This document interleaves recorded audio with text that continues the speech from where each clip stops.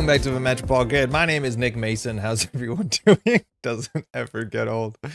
How's everyone doing? It's May 29th, 2025. It's a Thursday evening. It's a cold and a rainy one. It's not that cold. It's cold in here. I put the air conditioner on. It can make any room cold. Modern medicine. How's everyone doing? Thursday night, we got some deck list of the week. We got some Netrunner ahead of us. Got Netrunner event on Saturday. Nice little nachos and Netrunner. Shout out to Eddie and the family that's running it. So I gotta figure out what to bring to this. Not a super competitive event. I just want to find a deck that's fun and it doesn't like totally lose to assets. And maybe we'll sort that out this evening. Who knows? Jessica, how's it going? Hopefully you're well. Rip $1 Costco churro. Yeah, hope everyone's having a great day. How you doing? Welcome to the stream. Hey, salut Frank, it's been a while. Hopefully you're well. Project Condi, so excited. Maybe for the stream, maybe just in general. It's nice to be excited. It's one of those words I know I use way too often when writing up YouTube descriptions and stuff like that. It comes up a heck of a lot. Also, hey Nelson, that image is from Arrival, right? I believe so. Hopefully you're good. Morning from Australia. Good day, Evan. How's it going? Hope your days have been good. Things have been really good. It's been busy enough.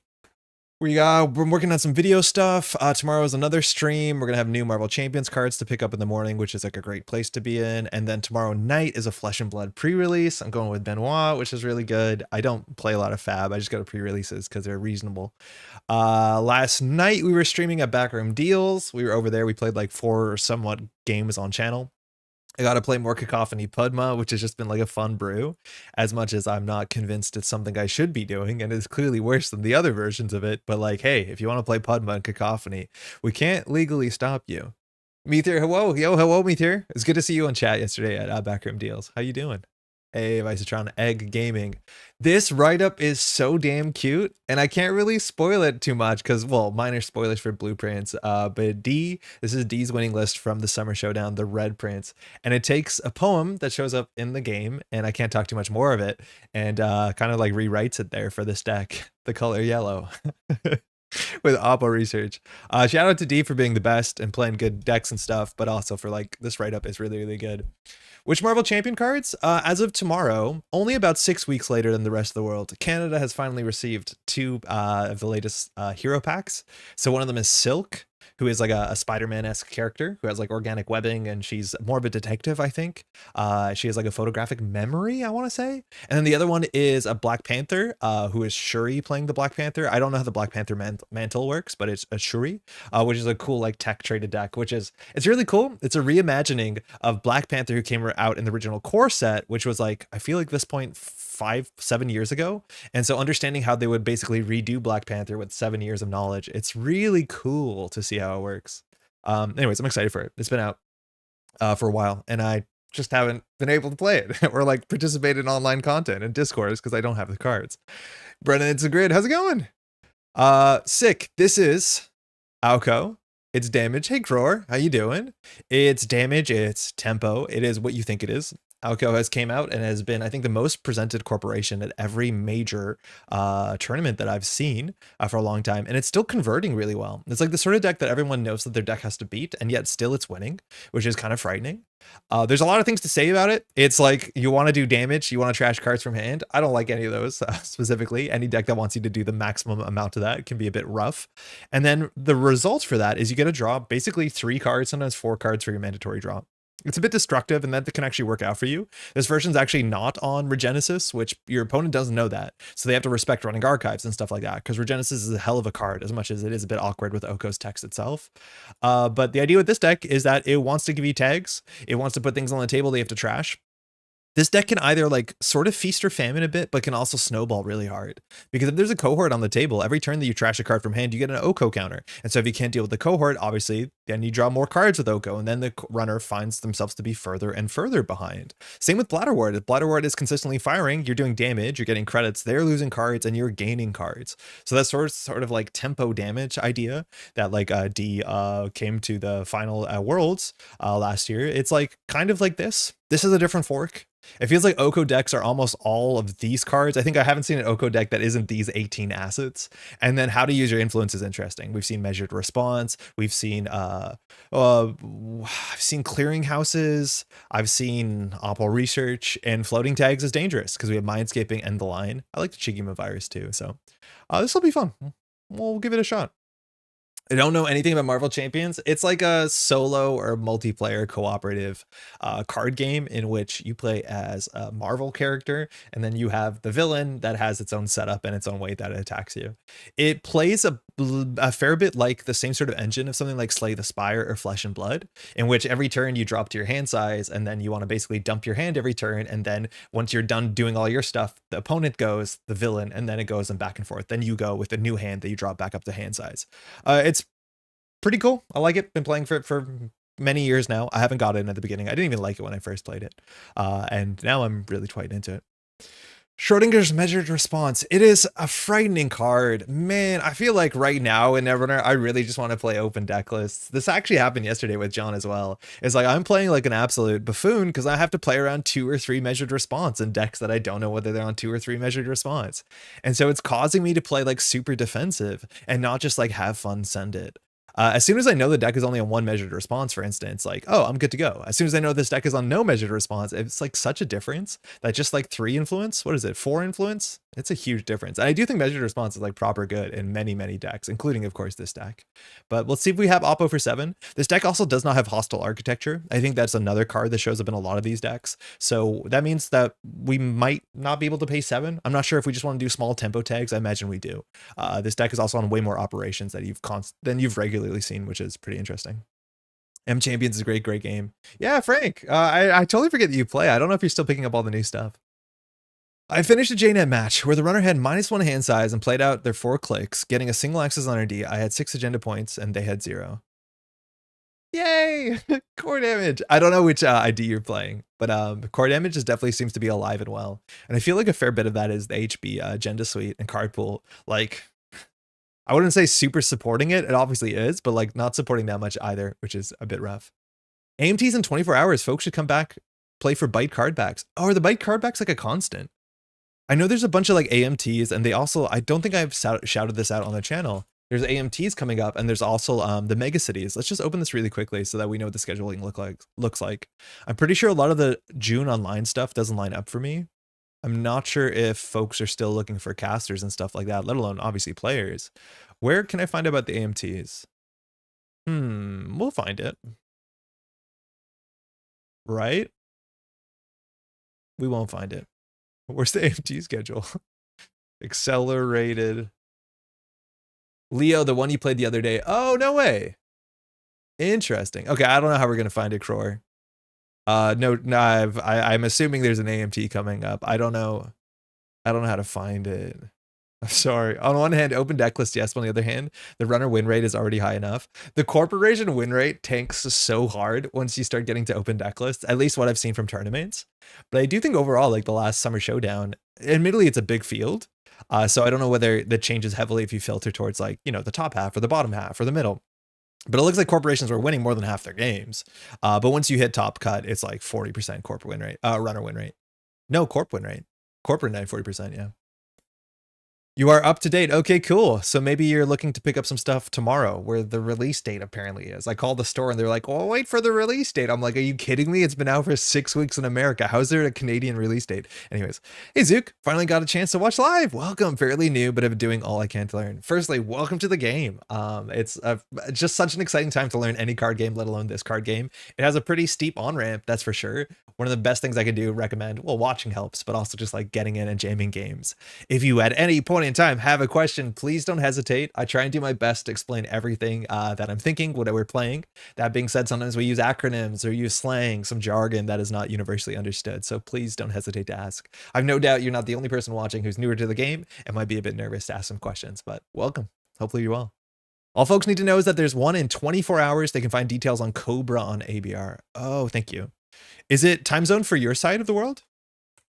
I'm assuming it might be. For those who don't know, accelerated meta tests, that's how you have to say them, are free online tournaments you can get involved in.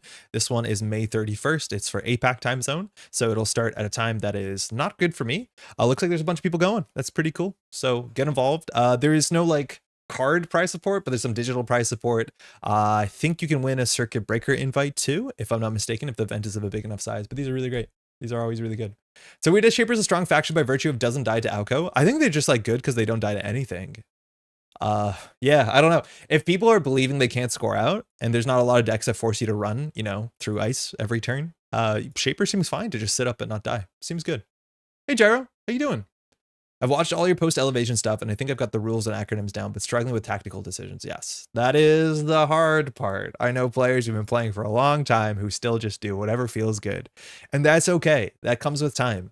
A lot of that, too, is just like playing more and on both sides of the table. So, like, if you are struggling, and this is just a generic, advice, if you're struggling to beat Alco, play as Alco. Because once you play as Alco, you understand what they're feeling on their side of the table, and you can understand what is the most important card to trash, or what can you not face check into.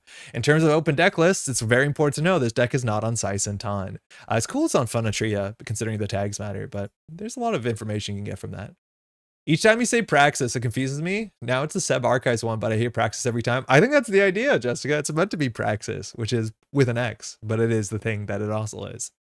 I've heard somebody else call it something different, a different shorthand. And I'm like, I don't know how you made a different shorthand for Praxis. Card's good. Let's import this. On Tuesday, mind you, on the stream, we played PT Untien. We had an okay time. It was like fine. I don't feel like we felt we were in control, but it also didn't feel hopeless. It felt like the good games were good. The bad games were like really quite bad.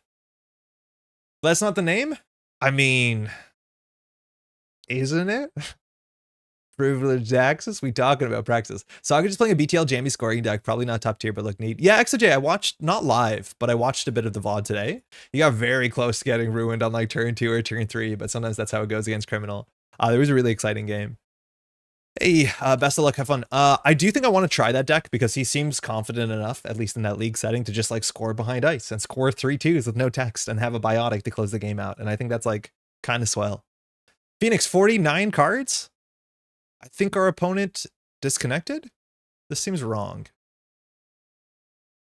Alco is an egg, but that's what I call it. Egg. I don't know if our opponent is here.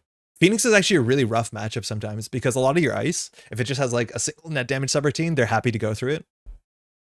I do think we lost our opponent there. Now this hand, I don't know what do you want to deal with this. Opera Research is actually relatively good because it hurts Phoenix. If you can trash a Banhar, Phoenix doesn't functionally have text. That being said, again, our net damage subroutines cause the text to be relevant.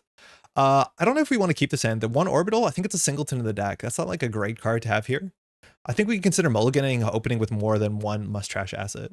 But I think that's way better. I think we lost our opponent.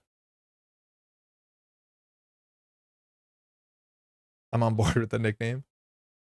Jai's Nuvum is similar. Yeah, the Nuvum idea I think is relatively similar. I just do think that maybe that doesn't... I feel like my guess is that Sokka's deck is a bit more consistent than Nuvang. I could be wrong about that. But I do think I have an anti-Nuvang bias from my livid experience. Your opponent started a new game in Jintekia's Corp. Okay, I guess I'll concede. I don't know if I just leave if it hurts my, like, you know, lever stat, so I just concede. Such tanks my stats, but doesn't matter. Nuvum is actually super consistent. I don't think I've seen gameplay where it felt consistent. I don't know. Probably. I was playing against Nuvang last night, and I don't know if the deck drew poorly or not, but that one didn't seem like it had a strong way to close the game out. I'm not sure. It's way better now? No, I totally believe it. Whether or not you're playing Plutus, that's a fun thing, but like Petty Cash is like so much, I want to say healthier feeling than Subliminal, where it's like if they don't run, Subliminal is absurd. At least, you know, you get your 2 fires. Andre Nuvang in the same room? It's gonna happen. All right, you're playing against Moosely Hot. Oh, it's floating fast. Best of luck, have fun. So we don't want to get diversioned. It's not the worst thing to get transfer of wealth if we can duck it. Now this hand is ice for HQ. You also could ice R&D against Moosely Hot. It's obviously running run event stuff, but I don't think it matters that much. I actually don't like double mindscaping, so we're gonna mulligan here. We have, I think, around 10 ice is my guess. We have 9 ice, so we should have something for HQ, but we also just might ice the remote server. That's fine. Hey, Rora. Corpre's nasty Nuvang. Blame Jai. Yo, Rahit, I've seen this reaction to queuing to Aoko and JNet casually. Do you think they joined the game, saw Aoko, and dived? Like, do you think that's what happened? It went 3-1 for me at Canberra. If we're the second one to leave, there's no penalty? Okay. Well, I'm sorry. So sorry. All right. So I think Fauna Tree on HQ is fine. I don't think I want to put this in the remote server. We could actually maybe ice up Cohort. Moosey Hot should trash this. I don't like tempo mindscaping. It's just never my favorite play. It lets us set up the top of the deck, but I think we're going to do Fauna Tree at Cohort, so I guess we might as well tempo mindscaping. So we'll just do the draw 4. This gives them a bit of information about what our deck is about, because clearly, you know, maybe tags matter. This doesn't see play everywhere. Now the issue is we have too much money for Bladderwort, so like immediately that could have not been the play. We've flooded up a wee bit. We'll put this on the table and see if they're scared, but... Nice. Moose the Hut whiff. Did floating keep? Floating kept. I don't feel good about this. Finding ice more consistently with 9 than you did on Tuesday with 14. Oh my god, it was bad. This is what I was talking about. They want ice up into this. Now, this isn't a great run. They're going to see we're on end of the line. I think when you're playing the deck list of the week, that's like not huge information, but they did see like a massive pointed card there in terms of like our influence expenditure. So they needed to know that floating a single tag, especially with Mindscaping, is a bit rough. That being said, we played the Mindscaping. I just have no idea how we're going to get to Bladderwort here. Hey, Dan. Class act? Okay. We'll raise the Cohort. They didn't want to trash this. So we know we're going to draw past our thing. So we'll do Cohort first. I'm going to throw out the Fuji. We have a Tattoo Bola. So I think we're going to Tattoo Bola up the Cohort. The Bladderwort on the table, they don't actually need to deal with, which is unfortunate because we have no good way of decking our credits until we oppo. So I think we're going to draw once. Okay, spin on the table is like safety for Fuji. However, if they steal the Fuji, we're immediately on oppo threat 3 and they have 2 fewer cards in hand, which is like a really fun world to live in. So I think we're just going to keep the Cohort safe. Next turn, if the Cohort survives, we can always throw out to see how they run. I'm not sure how aggressively we're meant to jam this. Maybe with the end of the line, we're actually just meant to jam this. They have a Penrose. Okay, they're on stealth. This can be their Fractor for a single turn, if I'm not mistaken. Second cleaner. Okay, so this we have to just give them the Fuji and be on threat. We could have put the Spin Doctor on the table. We didn't. This is like an easy steal for them. If they hit a program, like if we hit the Penrose, I think we're in a really good spot. But they do have cards in hand, so it's not likely. They can't not steal this, so they're going to take 2 net damage. Interesting, yeah. What do we get? We got a Twinning and a Penumbral. Okay. I feel like Twinning's a good enough hit, but they have the Penrose still in hand. So now we probably want to like Bladderwort into the oppo and just like duck this really heavily. Alco is also online because we got a second counter. Yeah, this is Penumbral Toolkit, which I don't think I've seen in Moosey Hot. I think I've seen that more in Baz. If they trash this, we're happy with it. It's not super necessary to trash here because we're way above 4 credits. But sometimes you made the run and their money's good. Okay, they're leaving it. Time to get after imaged? I hope so. I think the number is big, not many stealth credits. I think all it needs is a Taka. The thing is like we don't have a lot of ice. And in terms of our big sentries, I think all our sentries are sub 2 strength, so you don't actually need stealth credits. That's my guess. All right, they trashed a moon pool. That's fine. We didn't want to draw that. So I think we're going to throw out to see how they run here. So we'll Cohort first. Or do we Cohort first? I guess we Cohort first. No, we want to do Alco first. So it's Petty Cash, we can throw that out. Spin Doctor will draw those, and then we can trash one of these to draw another card. We have double Oppo, which is pretty good.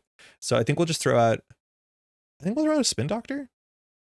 Okay, so we can clicklessly Petty Cash. That's fine. We are going to duck pretty hard until Bladderwort, but we're going to give him 4 tags. The problem is that we also have to build a board state in which running the table is at the cost of anything else. Issues, we can't do that with this hand. We don't have things to put on the table. Oh no, we actually can. We can do Oppo to see how they run. So we'll do a fork. So we'll put 1, 2, and then pay. So there's a fork here. We're generating a fork. We can't duck the Bladderwort, which is unfortunate. We'll see what he does. I'm not 100% sure. Do whether they'll keep doing stealth in future sets. I'm assuming they'll revisit stealth. I'd be really happy if they revisit stealth in a way that like it's not only just about efficient breakers, but actually gets you access to like weird effects. I would be really happy if like weird programs or weird hardware did a different ability. It wasn't just like, oh, this makes you break things better, but like something like Moo Safecracker. I think that's the only way to make stealth. Well, not the only way. I think that's a way to make stealth really interesting, where it's like, oh, there's a stealth card that exposes. There's a stealth card that, you know, lets you look at the top of your deck. I want more of that, where like stealth is not just super credit. It's like interesting credit. Should have not played the petty. I think that would have let us bladder. In hindsight, yeah. In hindsight, we shouldn't have. I don't think I did any of the math. That was totally vibes. If we didn't, we could have bladder worded. But we did just like pure vibes. They know we have an end of line, so they're like incentivized to at least clear down to 1 tag. Yeah, we're not gonna be able to shoot. We can like just score this out to give another tag with the cohort flip. So that's cool. Yeah, Bladderwort trigger would have been pretty valuable here. So we're gonna do Bladderwort. Feels bad. I mean, it seems okay.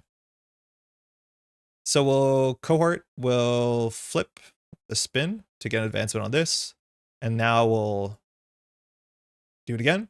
So this is play a side game, give the runner a tag. If the bids differ, do a core damage. If the bids differ. So in theory, we just want to spend the most money possible. That means our centrals are not secure. But now we did a core damage because they spent 0. Okay, so we actually hit an after image. So they don't have a killer potentially. That might be a problem for them. Now the Bladderwort and cohort are both targets. We might have just wanted to spend 1 because there's no way that they would spend 1, I don't think. That damage also turned on the outco, so we're spinning forward. Just nothing but tackling, as you say, the least fun part of the Netrunner. Yeah, I believe it. At least we made a play. Like we forked the table. Sick run. Okay, the one card they know. Let's see if they trash the Bladderwort and then clear the tag. Yeah, I like that play. Oh man, I wish we paid 1 credit. This feels bad. I wonder if they're gonna trash both of them. If they can trash both of them because we don't have enough money. I actually like them trashing the Bladderwort here. Because floating a tag is not likely to matter on 1 credit. Yeah, holding 2 credits would have been better. I think we should have paid 1. I think 2 is just like, oh, we'll ensure that we get the core damage. But like, it's not that important. Like, I don't think they would pay 1 into that. They need to keep their money. Yeah, this is good for them. So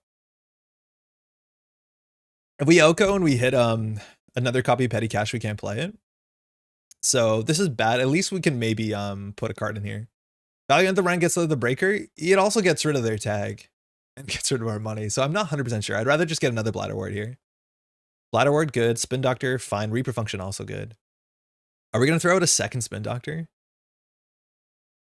What is a Spin Doctor getting? A Spin Doctor and a Spin Doctor? Okay. Hey, love. No, you just came home. Maddie's like, why is Nanako screaming at me? It's like, oh no, you're just home now. All right, we need to get our money up. The combo is 5 credits. Just checking if we have anything here. I don't think we do. So we can do install credit. We have to bin a card. It will probably be an oppo. We can do a small oppo next turn, I think. Weird board state. We'll see if he clears the tag. I think he's incentivized to. I think Musihata has only hit once in 3 turns. Maybe twice. Maybe I missed it. We're on 2, which is enough to res some ice. But on 2 credits, if he clears a tag, he can't deal with these 2 Bladderworts. And if he doesn't clear the tag, the 2 Bladderworts end the game. Discarding influence, it's fine. We don't need 3 oppos. It's like totally okay. Floating tags feels like the entire point of the deck. It's the death sentence in general. Yeah, this is why like we put points in archives. Like our opponent should. Oh, this is great. Sick. This is 3 to trash. So our opponent here, if they don't clear the tag, they die.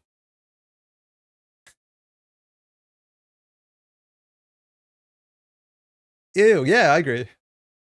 They need to clear the tag here. The game's over. They know we have this. They know that this is free and it's going to be a damage.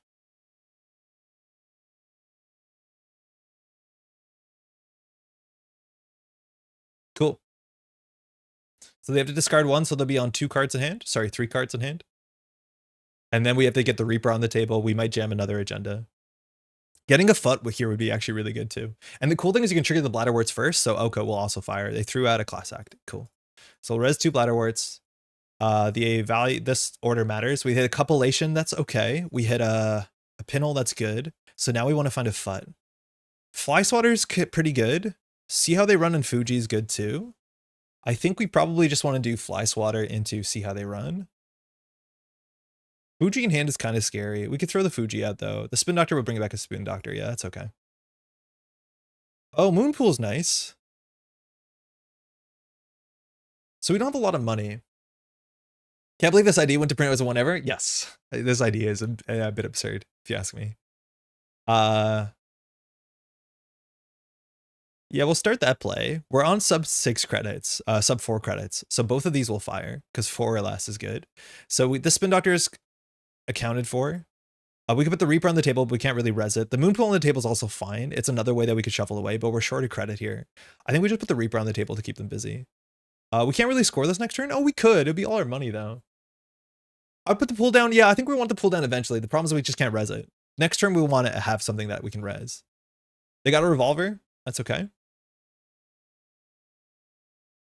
There are lines that we lose. But they have to like really perfectly nail those lines while also dealing with the bladderworts. Tell me about it. Right? Like, is it responsible to do credit trash the bladderwort? It might be, and then we just do like a small oppo at a minimum. Maybe we don't even. You could res the next turn to score to see how they run and give them core damage. We don't have enough money. If we have this on the table, we'd be on 4, and then Reaper is 1, 2, 3, credit 1. It's the same as just like it doesn't change that much, I don't think. Okay, bravado. So we have to res this, unfortunately. Hakim the fly swatter for tattoo swap? No, I don't care about the tattoo swap. I just want to get an end the run.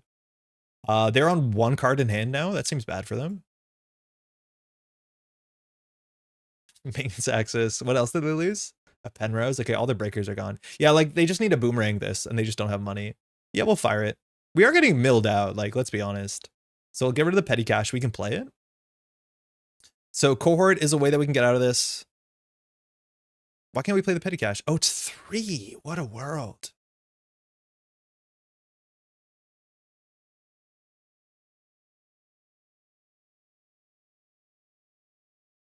I mean, we can still lose. We're drawing too fast. Yeah, the thing is, like, the tattoo bola swap only makes sense if they can break the tattoo bola or choose to go through the tattoo bola, and that's not going to happen. We just need to, like, protect stuff. Yeah, we're already, like, milling ourselves. I do think that's, like, a really fun thing, is that you can just kind of sit on them and let them defeat themselves slowly.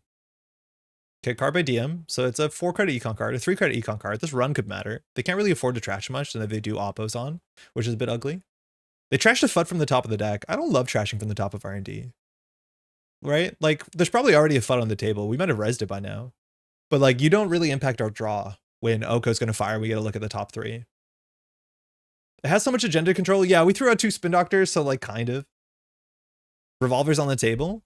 So what can we do here? We can res a cohort to flip up a card. If we res 2 cohorts, we can flip 2 cards. That's a lot cheaper than advancing. I think we will. Then we can score this out with a click left. Oh, can we kill? No.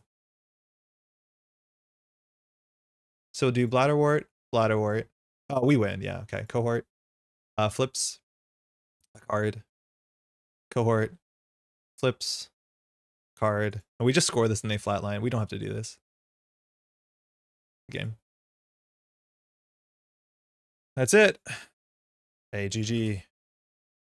Thanks for the game. Yeah, stealth is just like not something you want to do in this matchup at all. It really does not help you. That's kind of the struggle if you make your deck about like breaking ice with a multi-card combo. It's a bit rough for sure.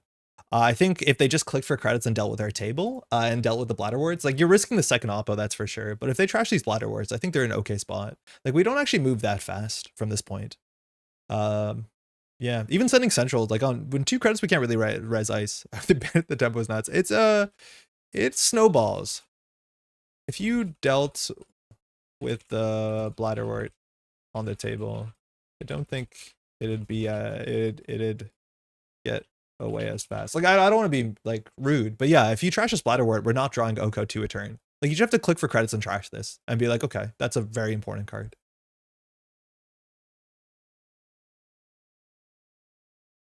Yeah, it's hard. Sure, they don't have a lot of money. Even if they just click for 3 credits and go for it, I think it does something for them. They could even, I don't know if they want to transfer. I don't think you want to transfer because the tag and we'll just duck it. But I think you have to get rid of this bladderwort as soon as possible and then even challenge this one and res the ice at a minimum. But the problem is like this has to get away. Yeah, cohort. Yeah, they all have to go for sure. I wouldn't leave home without an Azimat and a fencer. You might be on those. Baya too. But yeah, stealth is just not helping you in this matchup at all. Like I want to be very clear. If your deck is a stealth deck, this is gonna be a bad matchup. And I do think in like the competitive standard meta, you need to have tech for this. I wouldn't leave home without an Azimat, a fencer, and 3 Baya bands. And floating's probably on some of those. Been slotting fencer a bit, but just 1 copy's not reliable. I mean, that's 5 cards in your deck that help with assets out of 45. It's not bad. And just having money. Tire deck is a must trash nonsense. Yeah, it's all snowballing must trash nonsense. Like, no one's going to pretend that Elko isn't absurd. It's really, really quite good. It's fun to play, though. It's fun to play against if you have like a good deck that can deal with it. Thanks again. Just trying to figure out what Crim card is good to deal with Logjam. No, there's none. Boomerang and Poison Vial, I think, is the best you have, Bill. That's my guess. Shit or killing. How's it going, Supernut? Most interesting side game? What did they spend? Oh, they spent 0? No. Yeah, mill decks are interesting. Like playing against Phoenix into this is kind of wild. If you're playing against a Regenesis deck, it gets a bit more interesting. The problem is like Phoenix gives Oko counters almost no matter what you do, like Ben Harring through ice, forcing them to discard a card from hand. But like we're on to 18 cards. Like we actually cannot sustain this. If they just don't die, we have a problem where like we have to transition into to scoring points, which is not the easiest thing. Mag Electric and Hermes? Oh yeah, the combo is really good. Alex, how's it going? Or yeah, Mag Electric into Hermes is exactly very, very cool. I wouldn't say Kurapir. I think I'd take Hannah and Fencer over Azamat and Criminal. I don't think I would. I think Azamat's really good. I don't think Hannah works as well with Criminal because a lot of times you want to play your run events. I've never played Hannah and Criminal. I'll just say that. Like, and I don't know. Maybe I'm missing out. Maybe if you're playing Penny Shaver, that's like valuable. But I think it's just like less influence. And in those matchups in Criminal, you don't need all your MU. So Azamat is like way easy to play. It's also credit positive on the turn it comes down, which is super valuable. Logjam sounds like what happens to me after my morning coffee. That's a log on jam. How's it going, by the way, Ian? Feeling better? You playing D's list? Yeah, Floating Fast, good game. We're playing the deck list of the week. It's a bummer to try and play stealth into that because I don't think there's any cards besides getting a penumbral down. Does that work? Is that during a run or is that only programs? Like that'll help you. Penny Shaver's pretty solid to this. Just Reg Econ? Yeah, for sure. Okay, we're playing against the world champ. Ryu, this is a weird matchup. It's a really strange matchup. If we're not on Saisanton, it's a bit rough for sure. Generally, if you res like an enemy, it's just like going to be worse for you than them. That's for sure. I think I like this hand though. Hey, best of luck, have fun. I'm interested to see whether this is. We've seen a lot of weird Phoenix decks around. I think Phoenix have been performing well, but I don't think I've seen a deck that I've looked at and been like, yeah, that makes sense.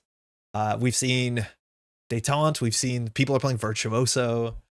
This hand's fine. A single ice would be pretty good. Lucille, how's it going? By the way, for the record, Lucille, I think you believe in me. That came up yesterday. The Rockin' Cacophony and Fencer, they can just cackle against the acid spam. I think I'm way more scared of, not Cacophony, I'm way more scared of twinning than Cacophony, I'll be honest. I'm a Cacophony fan because it's fun, but I don't think it's, oh, that's great. Question is, what do we ice up? We could ice up the FUT. We could ice up the Bladder Wart. I kind of think I want to go for the Bladder Wart. Some Phoenixes are on transfer, which is not too bad, I don't think. So it's either do we FUT, Fly Swatter immediately, put Bladder Wart on the table. I think I'd rather do this. This is also a very important card of the matchup. We could just put FUT on the table, but I think we want to ice FUT.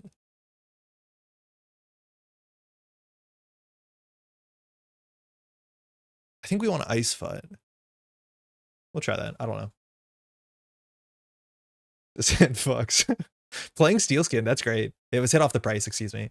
So we see a Harmony Aerotherapy, that's scary. That actually might be like Chistushka spam. Gourmand coming down, also frightening. I'm glad we didn't like put FUT in the wild. Rio's such fun, I'd love her. Yeah, Rio's really cool. That's a good opening for sure. We can't deal with that too easily. So here, I think we're gonna res the Spin Doctor. Obviously, we're not gonna use it. We'll see if Alex's money keeps up. And if we res the Fly Swatter, you actually give Phoenix money. Like, Phoenix is a penny shaver. Okay. Paladin, not using the Gourmand. Let's do some damage. Oh, fuck. It's not going to fire. We should have put the Reaper on the table. Oh, no. I did the math wrong. No, this is not that good. It's honestly not that good because I thought this would fire. I did the math way wrong. I'm just going to put 3 on the table. I'm not going to res FUT. I only need a res FUT if Alex runs Centrals, which I don't think is going to happen. Crap. Arguably, we shouldn't have res that. I'm not sure. The predictive is kind of cool. Bladder was a great card. This keeps happening. Yes, I do think I should have planned this better to be like, we need to put something on the table we can actually res. And if it was the FUT res, we actually would have res the FUT. So we've seen 1. We probably will Temple Reaper because with Reaper, 2 Bladder Warts, we'll get Oko no matter what. Yeah, I think Reaper is just like a good enough trade for tempo value. Unless it hits a Strike Thunder Steelskin, right? Because we want to get sub Bladder Wart and it gives us a counter. So Nuka, it's Crew. So this looks cool. Harmony's really cool. I'm pretty worried that we're going to get Count Siphons back. So we'll just res everything. Not everything, but most things. So I think we're going to start with the Bladderwort. Okay, Gamble, fine. A Bladderwort. Okay, Lago, wow, that didn't hit the table. That's really good in the matchup. Will we tempo for 2 cards? Maybe we will. Nice. We hit an Onicum as well. Wow, 2 Lagos are out. That seems good for us. Let's do our thing. Tattoo Bola, Mindscaping Mavirus. I don't think we need the Mavirus so far. So we can put a Samasamun or a Tattoo Bola, but then that's just going to be bad for us. We don't want to do that often. So Alex has to be scared of an enemy here. Luckily, Nuka's going to fix that. We have a FUT on the table. We could Ice FUT. Mavirus to Duck 3. Yeah, we'll just res the Moonpool or the FUT. So we can put Ice here just to make it scary. So I think we do Samak Moonpool. And then we have to think. I think we'll res the FUT to see what happens. Well, I would like a cohort here if we have it. We have another click. Clicking for credits wrong. So I think we either put another FUT on the table. I think we put another FUT on the table. Tattoo Bowl is cheaper. And if they go through this with Banhar, they can't choose not to. We'll res the FUT here. Now it has counters. Pay 3, draw 3? What do you mean? Hey, Thanta, competed in my first Mega City last weekend. Thanks to your 101 series. How did it go? That's sick. Hopefully you had a good time. I don't know which Mega City you played in. Mega City season right now is really exciting. I do think the 101 series now needs to be updated for core, as much as that's not going to help for standard, but also needs to be updated for how to deal with assets. All right, 4 cards in hand. We're on 2 credits, so you're actually not respecting that much. Raindrops make sense. So here we're not going to res. This is just a run. I'm not sure why. If we res here, Ryu gets a credit, we lose a card. So we're just going to let this be a dirty laundry. Oh no, Gourmand, of course. That's fine. We still won't res. This is where we want a lot of small servers. Oh, pay 3 to draw 3, yeah. Samaka's hard count by Zahya? Yeah, it definitely isn't great for us. Okay, clearing the table is really good. So this doesn't look great for us. We missed a Ryu Oko trigger? Yeah, you're right. We would have got 2 Oko egg counters. That might have been worth something. That actually probably is right. Plan it for Oppo this turn for sure. 5 sure. Yeah, it's a small one though. Maybe we still do it. Because Banhar going down makes sense. Yeah, I'll draw 3. Yeah, I think we should have res, you're right, just to get the counter off of Aoko. Okay, no, but maybe. So I think we put cohort on the table and we put Fuji on the table. I don't care what happens to this. Super fun event. Evented 3-4 first time. I've had a negative win rate in a card game ever since 2015, so I'm super keen to climb the mountain. 3-4 for your first Mega City is pretty good, I'll be honest.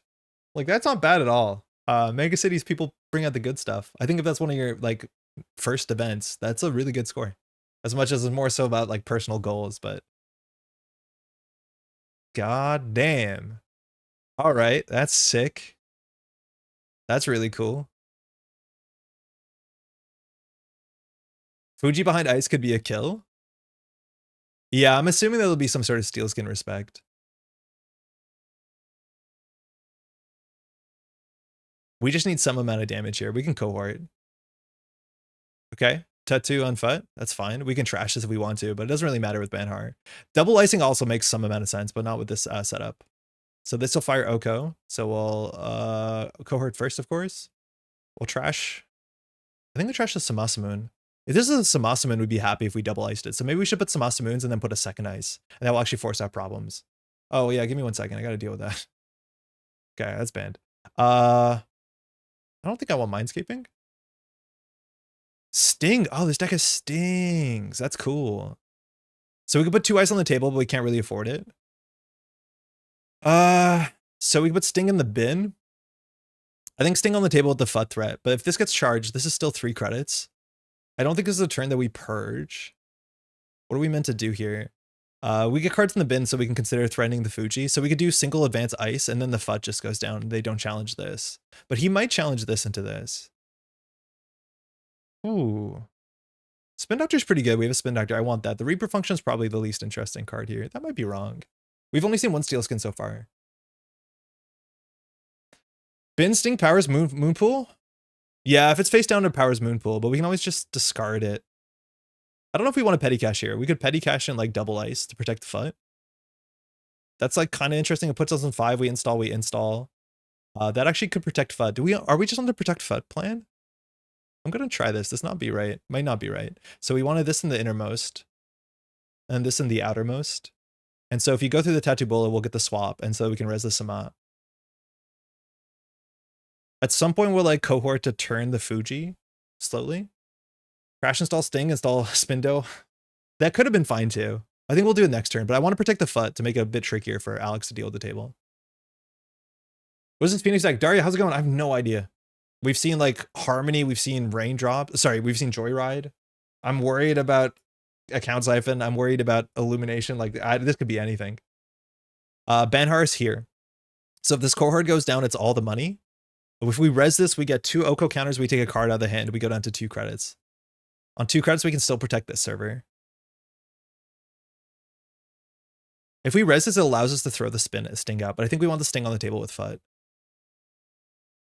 I'm not going to res. It also gives Alex a credit. It's sometimes right to res because it gives you Oko power. Res for the Purge? Oh, fuck, it's a Purge.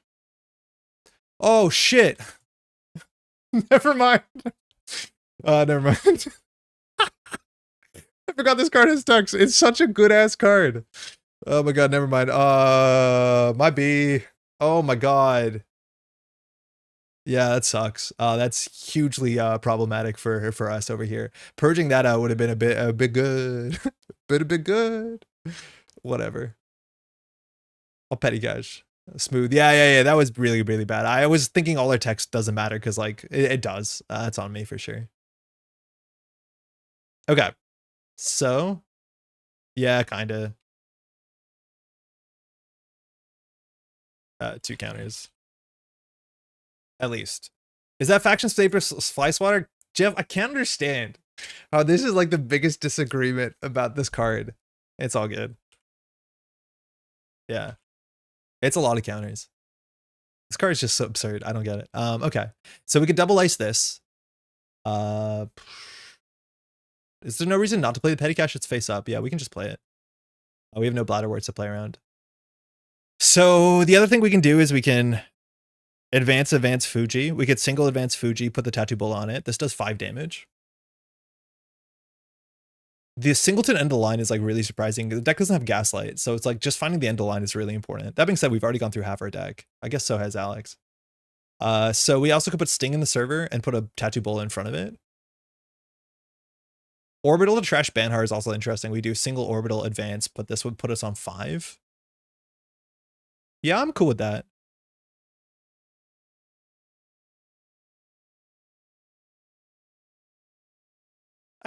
Maybe not actually. Because we have to have a click left. We might have to slow roll this pretty significantly. We don't have ice in our hand for the Tattoo Samat. Yeah, we overextended really terribly here. I think we're going to run the FUT here. You have no ice for the tattoo? Yeah, we can...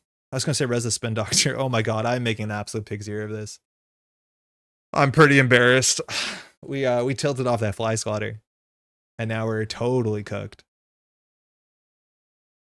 Okay. Yeah, no, I know. We made some tactical mistakes. Oh, this is really quite bad. Andre's crashing out. I mean, a bit. Fuck, what did we do? We shouldn't have advanced this. We should just put the spin on the table. So this will at least get us 2 counters, which is fine. The FUD is a lot of money. We could have got a Purge. Concede next. Oh, we're doing so bad. We had like really good lines for a game that's gonna be pretty close, and now we're in like concede leave territory. Thinking. So if we res this, Alex gets a card, we throw out a card. I can throw out the planogram, it's fine.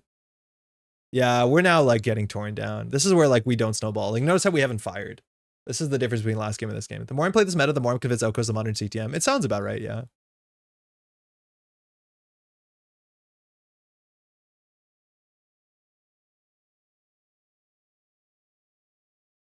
Let's get some counters. We need forward momentum. Cool, Audrey. It's on the bottom again. You shut up, Tattoo Bola. What a happy face there. Make me feel better. So FUD's going down. Oh, we have to trash a card. I'm going to get rid of, I think, the Sting now, because if we don't have a FUD, it's not that good. We're on 2 credits. Thank you, Jai, for confirming my desire not to play egg. It's kind of fun. It's genuinely kind of fun. Like, notice how much agency we've had over our acid spam matchup for the last, like, couple minutes. Yeah, we're bankrupt now.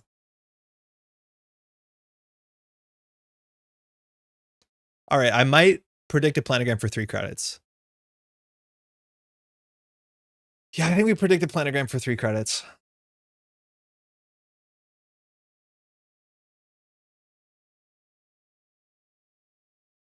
Do we res this FUD just to force an oppo? Or do we just do credit oppo? That puts us on 2, which is enough for this server. We could just do credit oppo. Alex just clears 2 tags though. Is that bad? This is our first oppo. It might be fine. Because fun to use tempo damage as non-bearing resource bluffing. It's the fact that most, maybe the most fun corp in all of Netrunner, etc., etc. It's like kind of cool. It also does snowball really hard. Not sure if we credit oppo. I think it's expensive. We go to 4, we go down to 2. Alex just clears 2 tags. It doesn't feel like it has an impact on the game unless we push something in the remotes over here.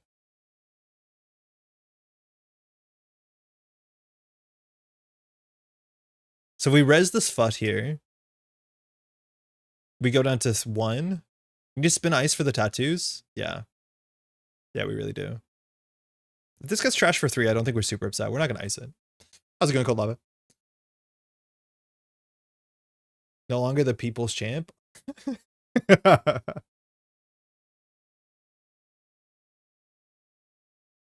So my read is Alex thinks there's a see how they run on their remote server. I do not actually believe this is his copy. Sure. Yeah, Jai. All right, as soon as we see like a fencer, this is very different. Okay, there's the last Lagu. I think we will spin doctor at the top. Wow, we need to advance the orbital once more and then get it scored. I'm going to res the spin doctor that's top. Okay, so that's really good. So orbital and 2, if we didn't res the FUT, would have potentially been lethal. So we might have not wanted to res the FUT. I think we're just going to start a turn here. We're not going to shuffle anything back. We're going to play our petty cash. Okay, so we need to advance this once more. Alex might have a botulus, but this is why fly swatter is so good. This is why we didn't res a fly swatter, y'all. Is so that we could res a botulus and we can deny a botulus. Or an Audrey. It's such a smart idea, honestly. What are you talking about?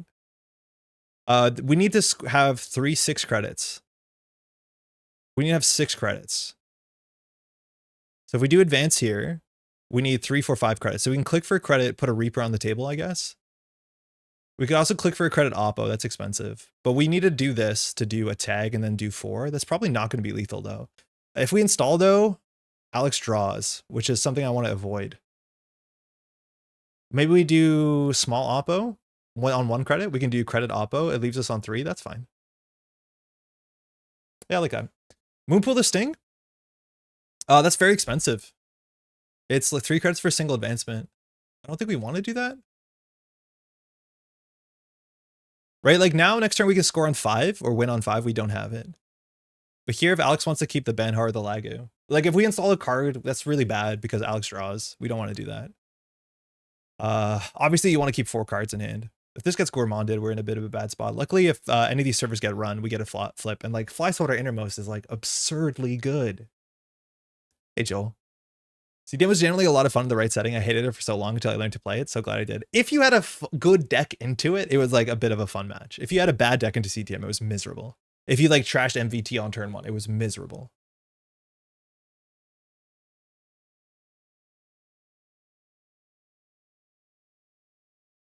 Notice how few points have been in the game at this point. It's like pretty frightening. Alex can't clear the tags? Whoa, wait, whoa. We're what credit short of winning? So single tag here.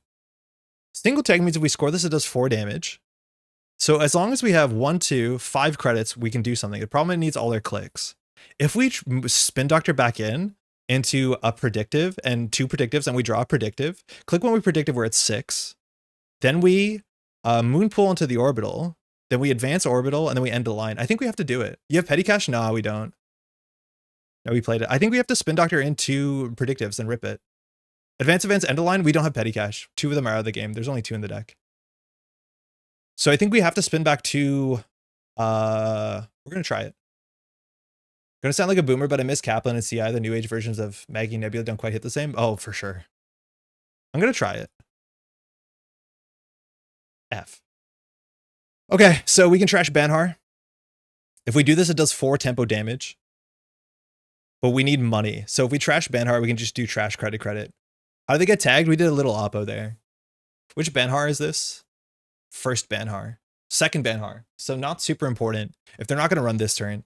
So I don't think we do Banhar. I think we put Cohort in server 3. They'll draw. But this will give us a free advancement. The best worlds? I mean, wasn't it? No, that was a bad worlds, I think, overall. The meta at that worlds wasn't particularly healthy, it doesn't feel like. We can go Cohort, Reaper credit. I don't think we can afford all of that. So this is... If we do this on the table, I think we need to get Cohort here to get a free advancement, but we still don't have enough damage. I think this is how we win. I just think it's really slow. We always have to make sure that we have enough for this too. Cohort trash Banhar credit. That puts us on 2. That's not bad. The thing is, the tattoo bowlers are really rough for Phoenix because these can't be dealt with easily. I don't think we're afraid of Banhar. Yeah, I don't think we're super afraid of Banhar. I think we can let Banhar go. I think we just do this. I might be wrong. Because even if Alex clears the tag still, that's fine for us. I don't think we can afford to trash Banhar. Because like these servers are hard to deal with. So the way that we win, this is 4 credits. It puts us down to advancement. We're on no credits. So again, we have to top deck predictive, I think. Mystic. The steel skins are also in hand too. So like this is not even a guaranteed combo. Luckily, Orbital score into end line is like 8 damage. So that usually gets there. So yeah, if we do Reaper into Cohort, Cohort either can give us a free advancement or 2 credits, which is kind of similar. We're clear the tag here, I guess. Yeah. So if we res the Cohort, we can get an advancement. We're on 3. We can do credit advance. That's not enough. So I think we have to hold for everything. I guess we'd still res the Cohort though.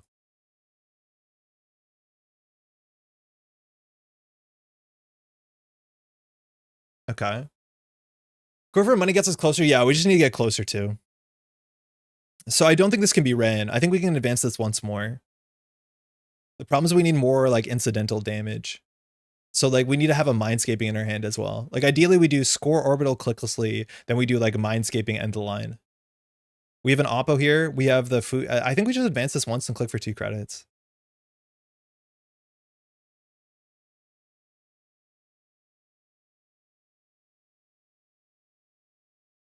This is weird. Want a Fuji split? We could Fuji split. I just don't think we're going to score them both. Maybe it would be better to Fuji split. We have no way of scoring these both. They have to sit on the table for a bit. I think if Alex re-advances, I wonder if he thinks it's just a sting. Because, like, Alex hitting points is going to matter, like taking damage. No, dude,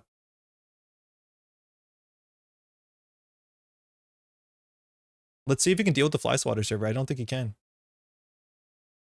This is a really telegraphed orbital? Yeah, or could be see how they run. I think it's either. I think see how they run's better than orbital.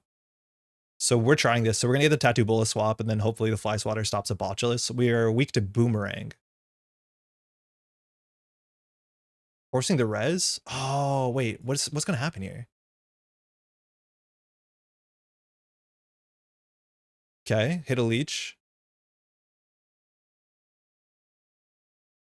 Do we do the swap? Or do we want to just hard end the run here? I think we don't swap. Because then he can run back with a botulus if we swap with an enemy. I don't think we swap. We always swap. I don't think we swap. I honestly don't think we swap. Because I'm worried that he reses the fly swatter. He doesn't have money.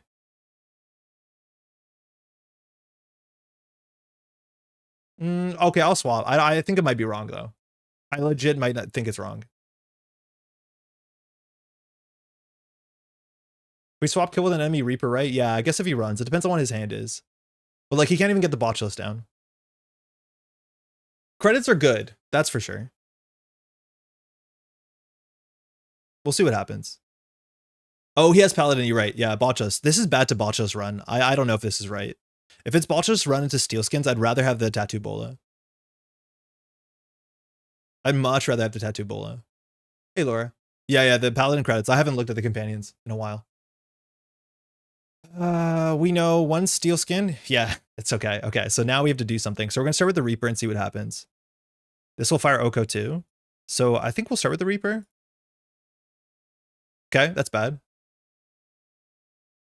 One Steelskin. Whoa, that was 2 Steelskins? No, Cookbook Steelskin, so 5 in hand. GG, no, not necessarily. So we can get a free advancement. We already have a free advancement. I guess we'll Oko first. We need to find a Mindscaping. Fuck. Laura, I'm not doing a good job. We can get that in the bin with Moonpool, which is fine, but it's not super necessary. Yeah, I don't like what we did here. We can get the Tattoo Bowl in front, but... Okay, so we can get the free advancement. We can do a net, we can do... we install FUT that does a damage. So if we get the advancement, we install FUT, we score Orbital, and that does 5 damage. No, that doesn't do enough. FUT wins? No, it just does 1 damage. You have lethal? No shot. How? Wait, how? This does no damage. This does 1 damage. This does 4 damage. It's 5 damage. Yeah, it's not a see how they run. It's an Orbital. If it was a see how they run, we'd have lethal. Potentially, depending on Steelskin. We would do the order in the right order, which is 1 damage into 4. Fat score. We might just like tempo the hand out. Fat score or end the line. I mean, that doesn't do lethal. That is 5. I don't know.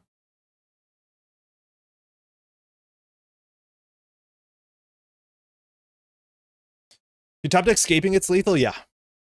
Yeah, if we top deck escaping it's lethal. It actually was probably better to draw with Cohort there because we had a better chance because we would have seen 1 more card. Maybe trash Banhar? At this point, yeah, we could consider it. Yeah, I think we should have drawn, not advanced, because we have the Moonpool. I don't think money's going to matter. So I think we'll install the FUD and score. Can we put them to 1 card with FUD on the board? We can put them to 0, but I still think we're going to struggle. Oh, especially because Lago draws. It might have been right to actually trash. No. We could have trashed the Fuji. Yeah, they're in 6 cards now. Yeah, no, the FUD was really, really bad. Rip Cacophony. Oh no. I guess we'll score this. This feels... I don't think we're doing anything good. We'll do the FUD first. You can planogram with the click you save with advancement, so this is better? Oh, I guess so, but I don't think if we play this, we have enough clicks. We'll do 1 end damage. Okay. So we can tempo the hand. Okay, strike fund. We have a click left. We have no money. So FUT will be a problem. Fuji into Cohort Moonpool we can maybe do. So we could draw 3, gain 3, but that seems like a bit much. So I think we actually put a see how they run on the table. We're only on 1 credit. Yeah, I think we jammed this for sure. Click Plano score Fuji? I don't know. I don't think we can do all of it. We have 14 cards left. Like, Alex just has to not die because I don't think we can score out hard enough. See how they jam. God, Fly Swatter is so good. Like, this deck is only breaking with Phoenix and viruses. This is 3 to trash? Yeah, okay. So we can do a little oppo here.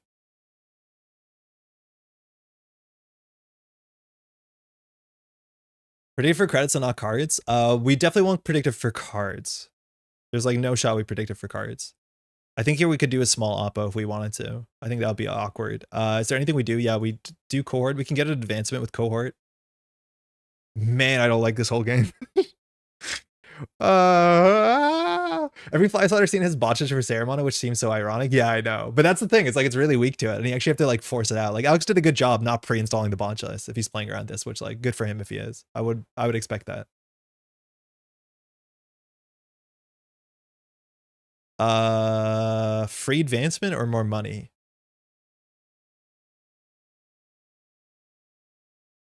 We kind of need money because gestures towards the left side of the screen. Trashing Banhart isn't super important. Putting advancement on this is important, but we need to get a kill piece back. Fly shitter, come on now. I think we'll just put the advancement. We'll use the predictive for money. So I'll show the moon pool, I guess. If we put it on the Fuji, can we score out? No, we need more credits. Yeah, F it. An enemy, good. Cohort, fine. Moon pool, fine. I'll throw out the enemy. Game 3 is really sick in this deck that needs to bounce back. So I think we need to set up a Fuji fast advance as well, but it's really, really hard. Probably 1-3 spin. Yeah, we need to get another spin on the table, but we're going to deck out. Like, we have to really close the game here. I think we actually just do Cohort Oppo. Oh, fucking Lago. Ooh, Ashen's on bottom. Can't res an enemy. That's pretty bad. This actually might be really, really bad. It probably was better not to install the cohort to click for a credit so that we don't give Alex a card draw and so that this doesn't get challenged because we can't res this. Alex might think this is a Tattoo Bola, but like this server can be run. I don't like what we've been doing. Algae Botches and Crew are most seen in Anarch, plus they run Dakota usually. Sounds like a very good trade. Yeah, exactly. Yeah, we did this so wrong. What's this Oppo do without tag punishment? Oh, we spin Doctor a tag punishment back.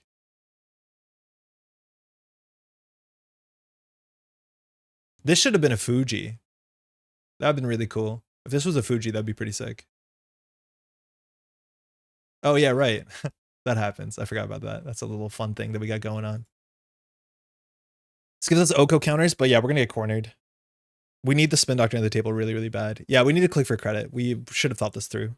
We're not going to res this.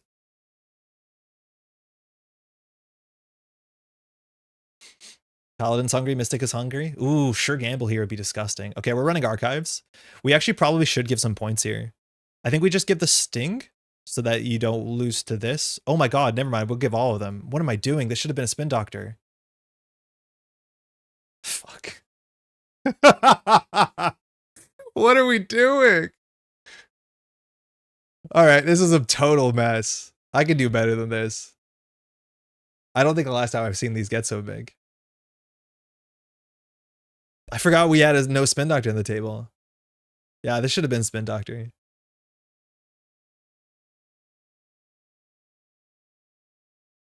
Oof.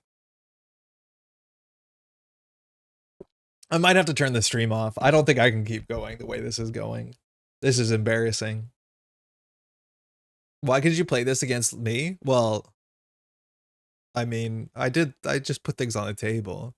Buffer drive for Joyride is so sick. We just deck now. Yeah, we can't win soon enough. Buffer drive put Joyride on top of the deck. Alex is gonna Joyride R&D, but then Alex is gonna like grind out. I believe in you. Thank you, Lucille. We could lose to this. We don't have an action here. Oh, nice. GG. I played that so bad. I made some mistakes. Yeah, that was really bad. That's so embarrassing. That was 12 turns in 31 minutes. But yeah, we had some very, very big problems. I wonder if like keeping the fly swatter was no, we probably should have definitely rested into the big old just ice resed.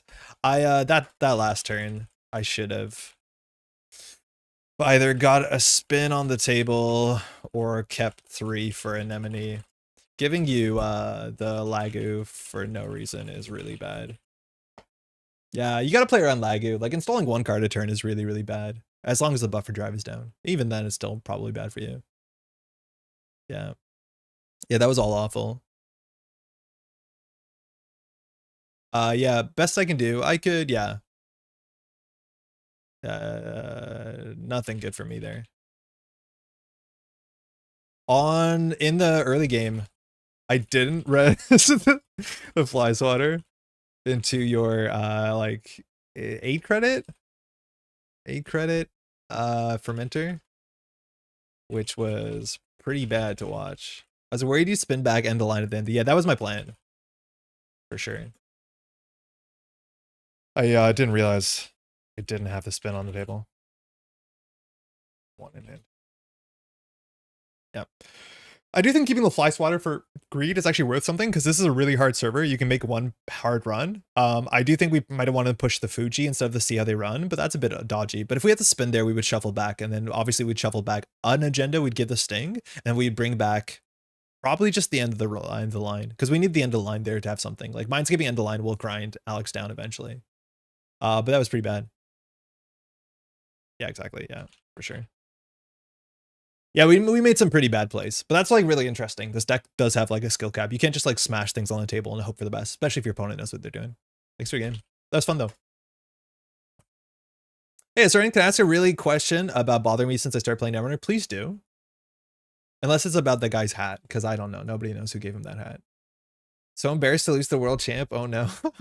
Yeah, not a bad record against Alex. I want to be very clear, but like, it's not so much that I'm embarrassed to lose, because I'm never embarrassed to lose. I'm embarrassed to play like that publicly. Like, that's bad. I don't mind about losing. Losing is fine if you learn something, and technically we learned something, but the things we learned are just like, bud, what are you doing? Corp makes their first turn, then runner takes a turn, then Corp takes their turn. Is the final Corp's turn 3 or turn 2? It's whatever JNet does. It's the Corp, you count the turns, I would say. Like, I think that's the Corp's third turn.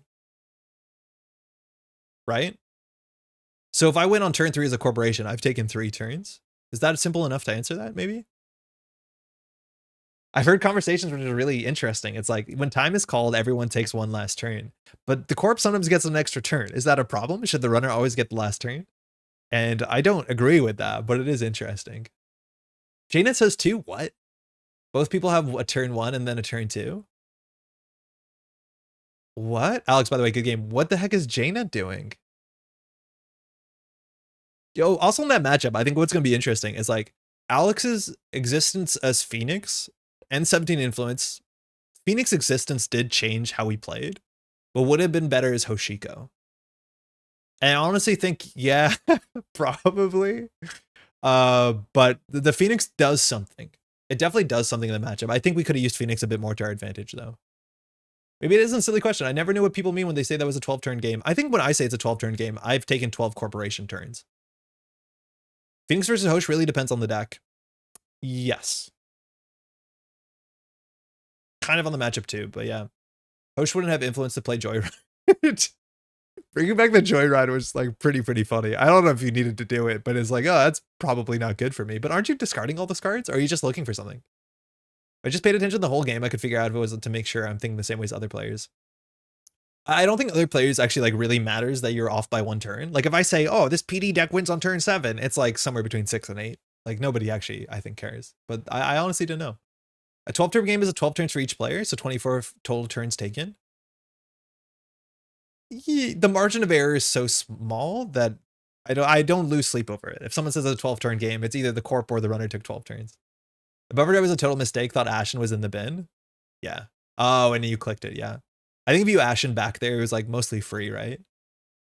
Can we give him Pittsburgh Mega City shout-out? Just announced a beautiful altar pricing on the ABR page already. That's the Kira, right? Funky? I really like that one. Is that the Kira? There was 2 people that announced Mega Cities, I think. Maybe that's not the one that I think it is. What's the date? Okay, Denver I saw, I'm pretty sure, the art. And then I don't know the other one. Pittsburgh Mega City, why can't I find it? Is it just too late? I can't find Pittsburgh. I spelled it wrong. Don't worry about it. I just want to make sure we're not being JNet rude. We're not. Oh, wow. Huge resolution. Oh, cool. So I've only seen this with the card text on top of this. This is a Vladislavsk city grid, and this is from Kira. This is, I'm assuming, what Pittsburgh looks like. I've only played Fallout 3, so my version has a lot more trolls in it. That's cool. It's really, really cool. I like the color, and especially in the sky in the background. That's sick. It's a Vlad grid. You can see, yeah, here you go. Steel City grid. That's really, really cool. Good work commissioning. Currently in the commissioning process. It is a lot of stress. I play with you, but I'm so new and I don't think it would go well. Kind of, you can always take a punt at it. Like, this is a cool thing too. Okay, for what it's worth, against this deck, there might not be that many good learnings if you're not playing a competitive deck at a high enough level. Like, I'll maybe give that. But one of the best things I can recommend is that if you're a newer player, it's really cool to kind of play against a streamer. because I will hopefully, respectfully talk about what you're doing and what I'd be more worried about you doing and certain things that I don't think are the play usually. And it's a really cool thing to watch back after the fact to get some some fast tracked feedback. It's very rare that you can get that process where you can play against someone and they can speak their mind about it. You know what I mean? Art style reminds me of Disco Elysium a bit. Oh, neat. Hey, Honey Tea, my friends and I plan on coming to Montreal for Continentals. What's the entry free and pricing like? Hey, Honey Tea. Entry free, early bird tickets are currently 60. After June 30th in July, they'll be 70 Canadian. The pricing, we haven't shown anything yet. Mind you, the Continentals pricing hasn't been publicly shown. We don't actually know what the official pricing is. I think we have ideas. We haven't seen it. It's just still in production and all this sort of stuff. We're commissioning at least 3 different alt arts, which will be exclusive to this event. And then we'll have some other great stuff. You can find almost all that information. It hasn't been updated in a minute, but as soon as we start getting some sketches in that we can show off, just like, the folks in Pittsburgh did, you can find a link here. If you go to Continentals here in it's the 22nd to 24th. So you'll have more information, but you can buy the tickets already and I highly recommend it. On Friday, there's a team tournament, details to be announced. It's a crown of servers, so 3 players. The tournament will be somewhere between 4 and 5 rounds, and we are looking to get a trophy for that. That'll be Friday, but otherwise the main event is Saturday and Sunday. On Sunday, there'll be also side events, like a startup side event. Tickets are available, and I'd recommend grabbing them now. Not so much also because you can save like $10 Canadian, which is like $8 American, but more so that we know how many people are coming, so we have a better idea of how much to print, what our budget looks like. It is a nightmare not knowing how many people are showing up, trying to be a tournament organizer. Big chilling in bed, ain't getting up for content. Essa, I haven't played against Essa in the modern meta. Hey, best of luck, have fun. Literally 0 games into Essa. I wish I lived anywhere near those events. Yeah, it's always difficult. I do think we need to, our job is to make the event as kind of enticing for travel as possible. If that works, it works. I know travel is very expensive. You can be pretty far away, but that is the idea. We're going to single digit R&D. Yeah, it's going to be weird. It's going to be really, really weird. This is the matchup I wish we were on Regenesis, and I'm struggling to convert kills, but I might be better off at converting scores. Early Oppo is good. An enemy on HQ, don't get Shastushka'd. Fat on the table is fine. We actually probably want to sabotage Petty Cash, not play it, because it's a click for 2 is bad. Clickless 2 is good. So we'll try and throw this out to Sabo. We'll see how much, the problem is if Kitcax just plays like a console and then takes no more core damage, we're not going to win the game. I don't think we can beat 7 hand size with whatever it's called, the marrow. I don't think we can beat that. We just don't have enough damage. All right, we could just get Chastushka'd. Seems bad, right? I don't know if you can trash FUD on turn 1. That's better. So I think I'd rather have a Tattoo Bola on the remote. An enemy on HQ is probably good enough. It will be for the first run. S is pretty bad at having liquid cash for Oppo. Yeah, I think the Oppo can stick. I just don't think we're that good enough. What happens if we Sabo or Oppo? It's we have to pull it back with a Spin Doctor. I don't think we're very consistent on that line. This is not beautiful into Chastushka. Oh, this is so... D, firstly, man, did I play poorly your deck in the last game against Alex, but the write-up is so damn cute. Man, the write-up is good. I think you might just need to go for big cash. Just big Oppo cash as soon as possible. I'm not above I'll Fuji into archives. I don't care to get the Oppo. Maybe we just need to get the money there. But I think I'm going to try and stick the FUT because as soon as the FUT's on the table, running archive seems to be a disaster. As much as, again, Essa might just 7 hand size and just stop playing the game. Yeah, it begins. This is a time bomb deck too. So we'll get rid of the petty cash and I think we'll get rid of the mindscaping. Now let's keep it. We just need damage. Okay. Played a bunch of in-person games with the deck for the first time in New Jersey and so rude in person. I believe it. I definitely believe it. I'm so used to playing with Regenesis and trying to actually score out. So they have 7 hand size. D, what do you do against 7 hand size? Blueprint sent me today. I spent 11 gems re-rolling for the pump room. I didn't find it. Oh, I'm currently on a quest for pump room again. That is, I have to do something with the pump room that I've just discovered. I don't know. Blueprints keeps pulling me in. That's being surrounded by people who are still playing Blueprints. But it's, yeah, I'm at the point where I've played so much that I think we'll play this. It's not revealing secrets as quickly as I wanted to.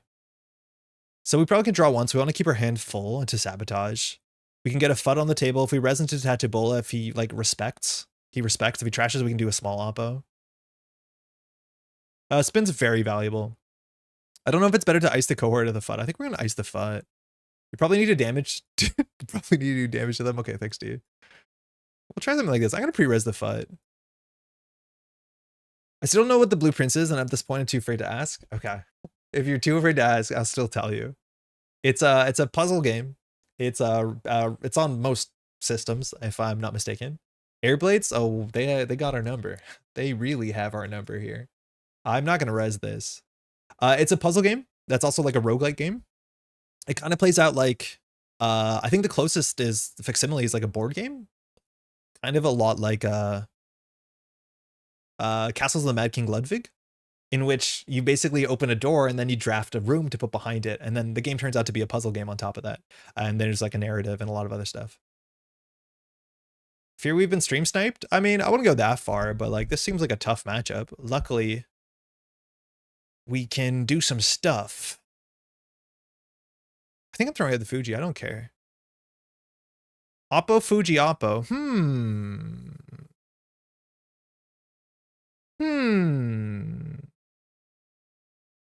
It actually would have been right to take a Fuji to put on the table. I'm pretty sure it's okay to take a Fuji. So Mindscaping is pretty good. Do we need a target? No. See the win con? I mean, I think the Fuji is actually fine. Hey, Ryan, you know the person? They do know you. I mean, it says Metropole Grid live. You can like put the pieces together. It's a very easy blueprints puzzle. How's it going, Ryan? I don't think that's the case. I think this is just an ESA deck. Okay. So we need to figure out what our line is. Moonpool on the table is safety. So is Spin Doctor. We're going to do an oppo. I think double cohort is going to mill us out that we have to like push really quickly. I think I actually want to use the Tattoo Bola server for something more important than the second cohort. We'll see. How many oppos do you need? More than one, probably less than 3. Castles of the Mad King Ludwig meet like Mist? Yes. Meet that book that's out of print, in which you go through those doors. If you know, you know. It's cool. It's very cool. It's very charming. You gave up on blueprints because there was too much luck in getting combinations to show up that I knew I would find results. I think I understand that. There's definitely some luck. I do think sometimes that underplays that there is like a pretty high skill cap to blueprints in terms of like drafting your room and forcing certain tiles out, stuff like that. They're going for a single here. That seems strange. They can't trash anything, so I guess they're just going to take some damage. Hey, David, taking a quick break from my Delta Green campaign and running to top in here, say hi, wish you luck. Thank you. Running Impossible Landscapes. It's fantastic. Yo, enjoy. That's sick. Okay, it was a time bomb play. So it looks like we're just going to lose our Banhar.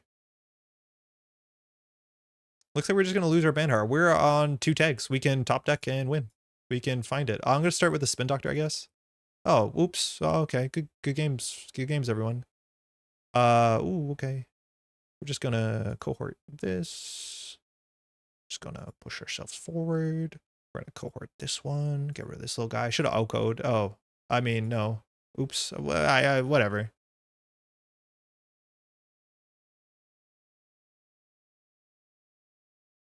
Okay, got him. Good game. I think they should have cleared the tags. How do we beat 7 hand size? Well, I don't think I thought they were going to clear tags. Yeah. I thought they were going to clear tags. We weren't doing much. They decided to get the time bomb down instead of clear tags. I think they definitely could have cleared tags. I think when the scores are like this, you can afford to clear tags. If we're giving you tags, you have to assume tags matter. And apparently they matter that much. Funny enough, we had double mindscaping. We messed up the cohort trigger. We could have O-code, so we could have seen even deeper. In theory, like triple mindscaping. But yeah, we will see a lot of cards there. We'll do one more. I'll play some runner. Some days I end up in an infinite hallway loop because mine now add a new hallway to the pool. That seems like a bad thing to do. I honestly don't think hallways are that hot in that game. Good luck with that. Oh, Condi, that was you. I did not think of clearing them. Oh, beans. Yeah, if I'm giving you tags, they probably do matter. I think the big thing you can learn from that is like, look at you want to look at your score areas and you want to look at the table. If the corporation can't win in the next turn, you can slow down. You did not slow down. You decided I'm still going to put pressure on. I'm still going to put my time bomb down and do all my fun stuff. But if you can just like take the tags off and say like, I know the game's going to be another 10 turns, then you don't risk the game being no more turns. Seb. Okay, we need Ice HQ. Fly Swatter is pretty sick into Seb. Holding an Enderline is pretty sick into Seb. I'll keep this hand. I just want hallways, man. Let me connect. There's a certain hallway that you can get that definitely connects hallways. I don't know if you have that one, but that might give you all the hallway needs you need. Yeah, clearing one tag there actually like does help you a lot. It's still flatline you, but it helps you a lot. Best of luck. All right, we have Mindscape to end the line. Let's see if Seb can float a tag. So we can put a Reaper on the table. I think that's fine. I like Fly Swatter on HQ until the, what's it called, comes down. We could also Tattoo Bowl Archives sooner than later. I think I'm okay with that. My brother in Christ, there is one true hallway and it's the chapel. I mean, who doesn't like the chapel? I'm going to put a Tattoo Bowl in Archives eventually. I promise you this. You're currently green room pilled. Oh, D, by the way, I know that I was watching you play and you're like, what do you mean the safes are always open? The safes are only open after a patch that dropped like last week. Classically, you actually have to reopen safes all the time. They changed that. That's why I was so confused. Now, if you've opened the safe when you enter the room, you don't have to redo the code, which is good. I didn't process that. As most decks I don't play into don't have tag punish. Yeah. So the thing is, like, if I play Oppo Research specifically in any deck, but also out of faction, that means like tags really matter to me, that I'm spending my influence to give you tags, right? So that clearly means that tags matter. Jinteki does have some, like, they technically do have tag. They don't have that much tag payoff besides a single card, but yeah, it's damage, right? I'm shocked they fixed the safe, which is fine, but they did nothing with the computers. I hate the computers so much. Yeah, I hate the computers. Do they speed up anything else repetitive? No, that's the computer problem. The computers suck ass to use. And I know it's meant to be like whatever era it is. Oh my friends, did the thing happen? Are we not most excited about the play pattern you can see coming? I'll draw once. I want an asset. I feel like I can put this on the table. Blueprint says like no respect for your time. I agree, but it is a bit of a vibe. I don't think I want to score this. Look at me, tempo damage. I'll keep that in mind for the future, for sure. Good game, by the way. I'm burned out from it. I feel like I had sure to play optimally. Yeah, that's about right. We all hate computers. Transfer wealth me. Go ahead. Send the transfer. Okay, that guy sucks. Okay, now the transfer wealth will work. Should have kept the Tattoo Bola. Some people say I was stream sniping and can compromise that a stream muted and my S is my favorite ID. No, I'm not worried at all about stream sniping. It was just like the funny matchup of like all the damage protection, but like no, that was not a real concern. I'm gonna let this go through. They know a bit about a red deck, but we definitely don't want to res the Fly Swatter into this. That was like maybe the worst case. It does turn on Appa, which is good. They lost Lagu and Iru, so this doesn't do enough. I think we just score this. All right. Card. Art should, if it's intended to be experienced. I don't think art necessarily should have respect your time. I don't think it necessarily should. I think a lot of people won't choose to experience it, but I don't think it necessarily should. Like, I don't think art has to be fun, but that's obviously going to be an issue if you're trying to have fun. How's it going, by the way, Disc? I open it, take out my notepad and paper and prepare for vibes.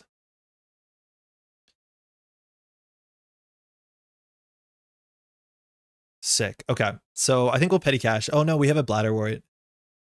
Do we do the FUT or do we do the bladder wart? I kind of like the idea of bladder wart. If they trash the FUT, they trash the FUT. Blueprints just maybe wish I could do Outer Wilds fresh. You gotta wait long enough. 20 years from now. It goes. Okay. I think we'll push this in here. If they Benhar through the Tattoo Bola, we get the enemy swap. We're not feeling too bad about it. I feel like I just want to like put things on the table. Clearly they're not floating tags. The transfer will come through sooner than later. If we res the FUT, I don't want to res the FUT because it shows them what this is. And then they just trade 3 for a click. I don't think we do that. Just forget. For what it's worth, I played Obra Dinn like 2-3 years later with my partner, and like I forgot parts of it to the point that it was a really enjoyable experience to do again. Not all of it, but like parts of it. Just watch other people stream Outer Wilds fresh is the closest you can get.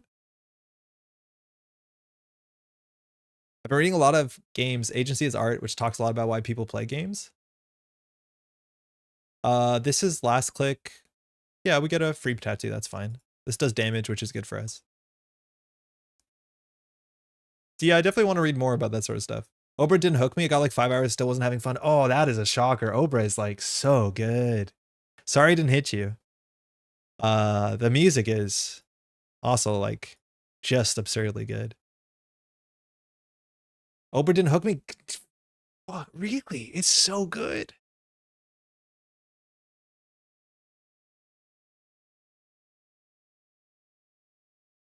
Okay. So we can push this orbital and we can turn the FUD on, I guess. We could do orbital, tattoo, advance.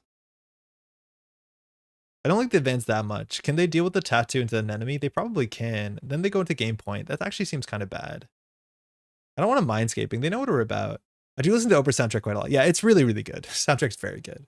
Didn't stick with it, but the presentation was outstanding. It was very good. Oh, it's so good. I think Golden Idol does the Oprah Din style of game in a much more enjoyable way for me.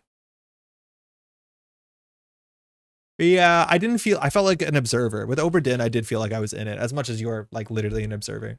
I did enjoy Golden a fair bit.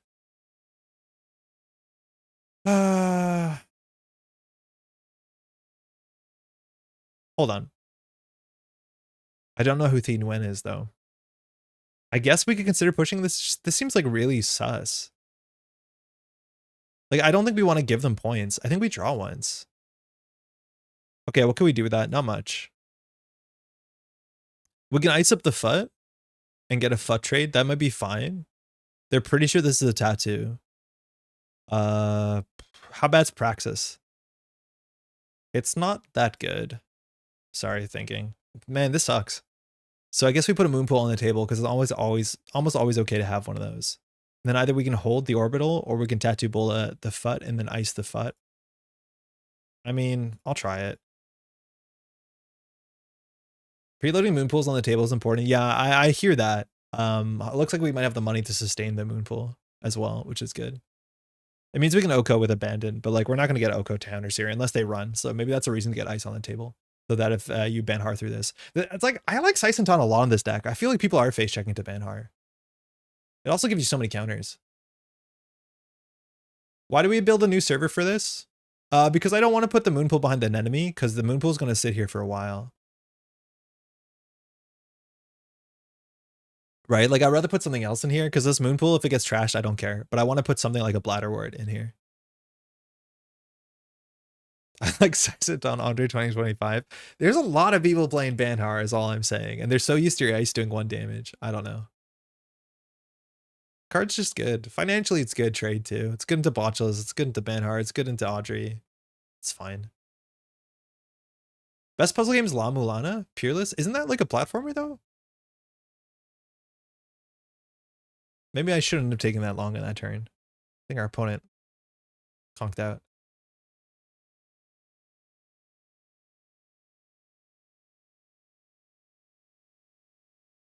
I thought La Mulana is like a side-scrolling platformer.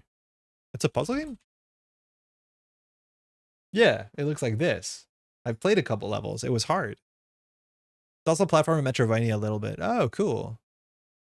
La Mulana's a puzzle game with platforming elements, but it's primarily a puzzler. Ah, okay. Ooh, Banhar buffer drive. That seems like a good start. So we basically need to get an orbital on the table and then set up some sort of moon pool fast advance. This might keep them busy. Andre is married to the game music. I don't even know what that means. We're just going to go ahead and get our counter. Tunic was overrated to me and I fell off it for similars into blueprints, except no RNG. I know I haven't got to Tunic. I know what that's about. Hey, music. 1 card, it's a gourmand, feels okay. Drawing an Oppo would be kind of sick, but now we got Oko counters. Shut up. Just waiting on that game defect just because of Cyberpunk vibes with Mick Gordon working on the OST. Mick Gordon was the Doom guy, right? The entire game is platforming, imagining a Metrovania where all progression is tied to solving the most wild puzzles. Yeah, Mick Gordon does good stuff. Yeah, let's go. Okay, that's good. This also turns off Seb's text, which is like kind of fun. I think this is exactly what we want. So we can put Bladderwort behind the Bola. We can res the moon pool to duck it. We'll Oppo, and I think we put the orbital behind the I think we do Orbital in server 2, Bladderwort in server 3, Oppo. That drops us down to 3 credits, which is good enough.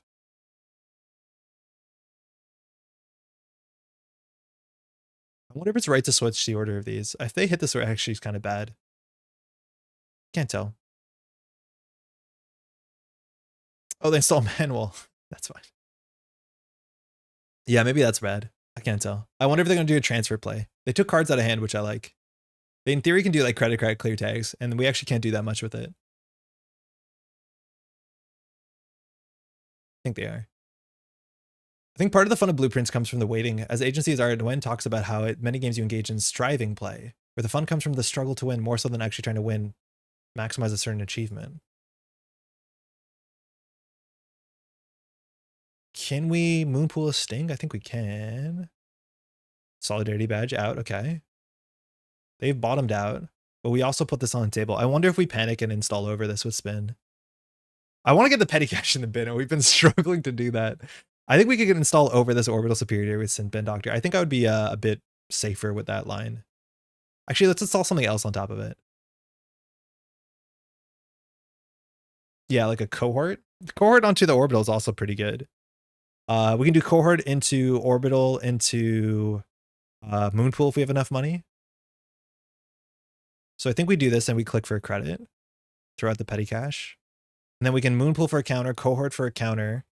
Bladderwort will put us on 1. No, we're short money.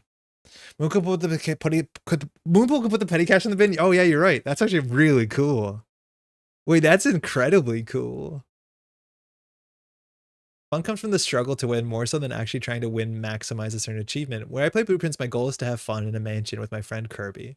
That probably means I won't 100% it, but I never felt like the time was wasted. Might not work for everyone, but once I get in the headspace, the game just slays. I do think like the social aspect of the game is very, very, very hype.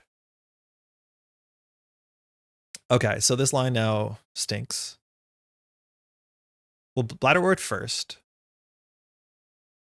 Okay. The basic action card can put petty cash in the bin. We found it out. Okay, so we can score this out with a click left, but we're short damage. We're actually short a bit of damage. So I think we just need to get another damage, another agenda. If we have 2 agendas. No, we can. We need another agenda. So let's Oko an agenda. Okay, I think we can do it now. And then we turn this face up. It goes on the orbital. We're on 3 credits. We res the moonpool. We put 2. No, we're short money. I guess we keep trashing.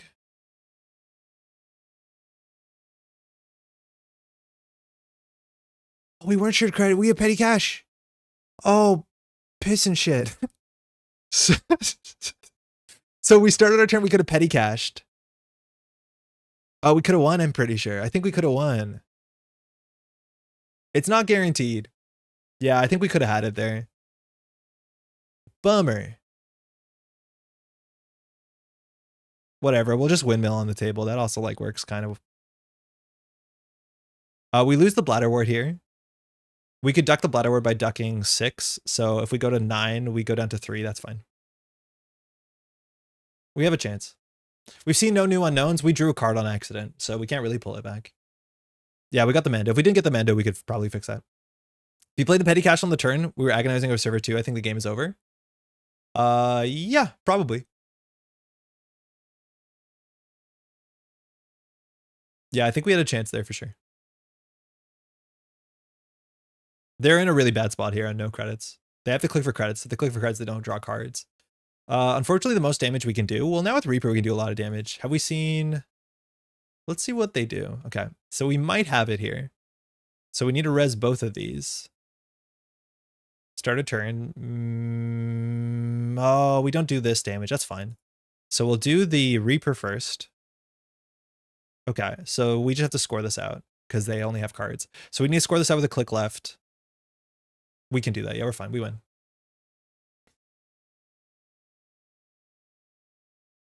Bladderwort for $1. Cohort to flip. I'm not going to do this. We don't need to. So Moonpool, we'll trash a card from hand. We'll put 2 advancements on this. We'll advance, score. Gives a tag. they can install a card from hand. Imagine that's a play line. You hope that they install a card from hand and we have this. Good game. That's miserable. Super miserable. But their money just fell apart thanks to the game. I have no doubt they were very unhappy with how that game went. They clicked for credits and drew cards a lot.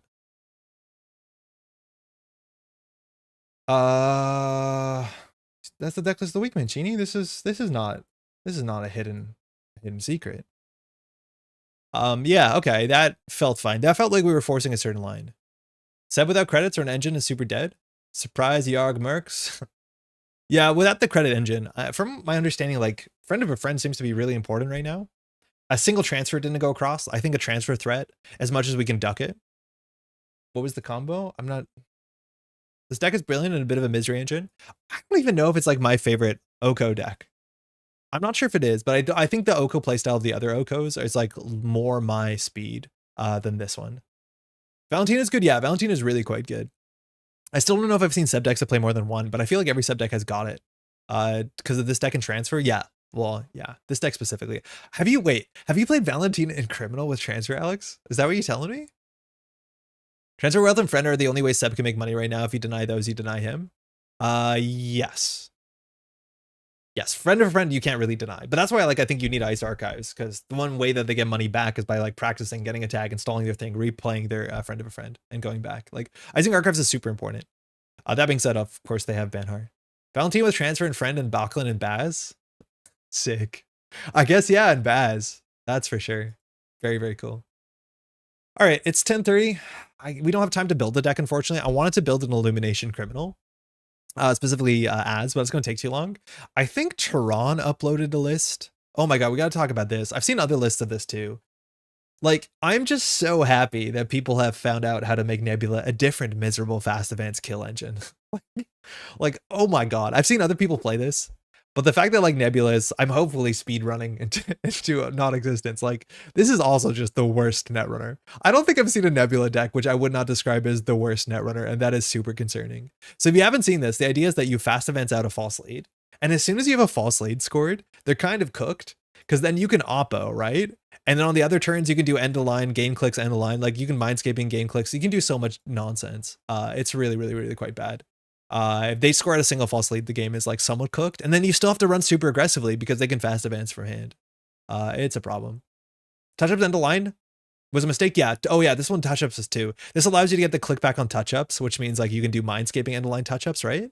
No, you install the agenda, you touch-ups the agenda, you get a click back, then you end of line. Yeah, that's what you do, of course. Illumination is better in Baz. You can more ensure you'll get in. Yeah, I guess so. But I feel like Baz, I've struggled to have enough installables, but I think I'm not building the right Baz deck. I think when your deck is mostly hardware, which maybe that's similar to Az and Baz. As the NB on Super Van Nebula giving 1 credit on the front side is an actual mistake. I don't know. I wish it flipped back. You can touch up a Messney. Yes, you can touch up a Messney if you want to. But the big thing is you want to touch up. Yes, you can touch up. Well, you want to. You're right. You don't need to score out the agenda. You don't need to have the tomorrow's headline. Like, that's the thing, is you don't need to have the orbital superiority, because you can just like touch ups the Messney as long as, you know, they have a tag. If they have a tag, you can touch ups anything. So you touch up the Messney. You don't have to install an agenda, which means you can do like touch ups into mindscaping into end of line. If they have 2 tags, you can do touch ups into end of line, end of line. Yeah, you're right. I totally forgot. We don't need to score agendas here. How's it going, Kyle? It's weird. You can kill via oppo, false lead, and then touch ups end of line. Yeah, it's like literally the worst. Like, I don't know. This card is messed up. This is messed up. I hope I never have to play against this. This seems like awful. For what it's worth, like, people are like, you know, playing into this sort of meta. So they're playing stone chips, and no free lunch. Like, all that sort of stuff does beat this deck. I think it's really cool the way that false lead interacts with, if you're playing, what's the one where you remove 2 tags or draw 4? This seems healthy. Yeah, this seems so unhealthy. But the new criminal like Diesel, Lilo. Yeah, Lilo's really fun to false lead, because you clear 1 tag. They need a false lead on 2 and 3. Because if they don't false lead, then you Lilo on 2 and 3, and you actually clear through the thing. It's really, really funny. NFL doesn't out big oppo, no, but it outs the smaller version, like the tomorrow's headline fast advance. It does not out this deck either. Like, if they score 2 false leads, you're in a bad spot. How's it going, Diogen? Anyways. like, shit. Seems real bad. Seems real unhealthy. I don't know what to say about that. Where's Moomin's deck here? My partner and I built an IP Enforcement Nebula deck. It's the thing, it's like there's like interesting weird combo stuff you can do. I've heard, you know, IP Enforcement Nebula, Mutually Assured Destruction Nebula can kill you out of nowhere, but like I think sometimes the more straightforward ones are totally fine. And it keeps you alive as well in a single false lead. Yeah, Hannah, remove a tag, gain a click. That can work. But like the double false lead, you're in a really bad spot, which means you have to run all the time. And if you don't run all the time, they can just have it. I don't know. I don't like any part of that idea. The Toronto NPC, I went more alarm clock so I can wake up early and often. Ironically, I don't like wake itself. Some other thoughts, but I feel the energy to write about this at the very moment. But few I feel the energy. So this is just like a reg Zahya deck. It's 43 cards. Wild. It's playing Illumination. Pretty funny. Just to surprise you as much as you are running Centrals. This Zahya deck doesn't have, you know, jailbreak, stuff like that. It is a bit bigger. It's on 43. But you have a lot of things that ideally you want to install. It has a Mag Electric, which like D-Res plan is pretty cool. We have no maintenance access, so we have to be running a bit, like, honestly. We have 2 mutual. We don't have an AI breaker, which a lot of the criminal decks don't, but like shout out to Metrioshka enjoyers. Single Bachlan, 2 Twinnings, a single Nuka, and 3 Lilos. I honestly don't mind that. I think Lilo is pretty cool. And then we have a pretty Marriott De Silva. I think we can give this a shot. Back to kill meta, just like my meta where the runner get good, meaning a 50% win rate. I don't think the numbers, like, I think it's not so much that. It's more so that people don't feel like they can score in remote servers. Lilo into Illumination is a good turn. Yeah. Fill hand, dump hand. Like, set up and knock it out. It's an R+ problem where strong ID abilities lets you build a lot of cool weird stuff, but it's also toxic if it's in top form. There's like really cool combo things you can do in R+, or sorry, in Nebula. I'm also like, you know, building a remote, building asset Nebula. There's so many interesting ideas, but just none of it seems to be as good as like put 3 ice on Centrals, which like, I don't get it. I don't know how that happened. Need turntable to counter false lead? Yeah, maybe. Wait.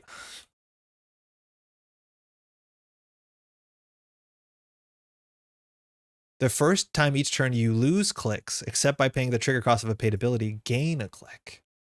So they try and false lead you. And you actually gain a click. Right? Well, you gain 1 click, you lose 2. I figured it out. We're going to need to spend some points in Eternal. Yeah, this actually does work. I don't know if you ever put down a just a chronotype and face checked into Enigma. It's really funny. But yeah, that technically works, sort of. Not really. Don't worry about it. Let's just play some Rank Rim. People need to figure out how to build something new. I think that's a bit dismissive. I don't think they need to figure out something new. If they're trying to win events and that's winning events, then they're winning events. We're a runner. Good catch, Andre. Playing Phoenix into scoring Nebula is legitimately pretty fun and interesting matchup. I'm out despite both of the decks being Giga cursed. You think Phoenix is cursed? I've seen a fair bit of it in my local meta where that happens. Ob, okay. I don't know if it's Assets Ob. I like her hand. Hand's good. Class Act also does beat some of these combo turns. That's a cool one to have. So this either could be scoring Op, which people think is a deck, and I've seen it. It's cool. But our hand is pretty good. Like sure gamble, we can clean getaway a central, we can class act. The remote server, you can now like boomerang. I want to see the free res. Like I want to force the res. The problem is the Maskarovka feels bad, but I don't want to boomerang and then get the boomerang stranded. So this hand is like immensely playable on so many angles, especially when our opponent mulligans. Best of luck, have fun. Yeah, Meteor, I know you've been playing it. I want to play more of it too. The lines are really cool.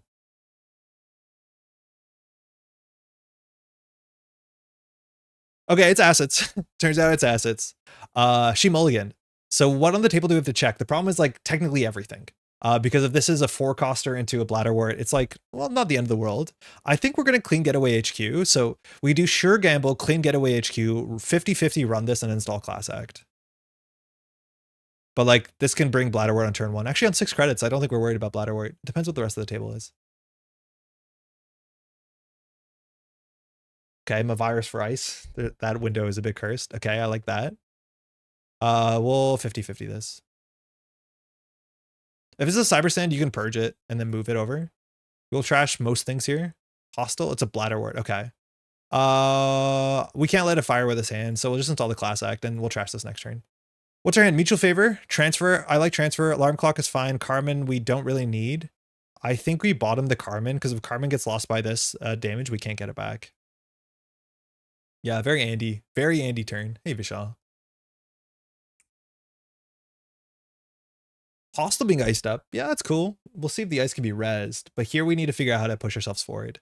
Now, there's a chance that the transfer can just go across. I don't think this deck is on actually any tag punishment. So we could send the transfer, and this actually might be like a 5-credit swing. What card could this be that could be res? Like Cyber Sand Harvester, I guess? So this transfer might just end us up with a tag.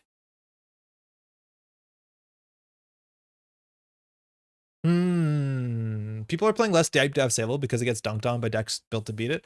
I think Deep Dive Sable has showed up to be like in the quarter of every top cut of every tournament I've seen. So I don't actually think that's super true. So, okay, if this is a Svigator, we can deal with it.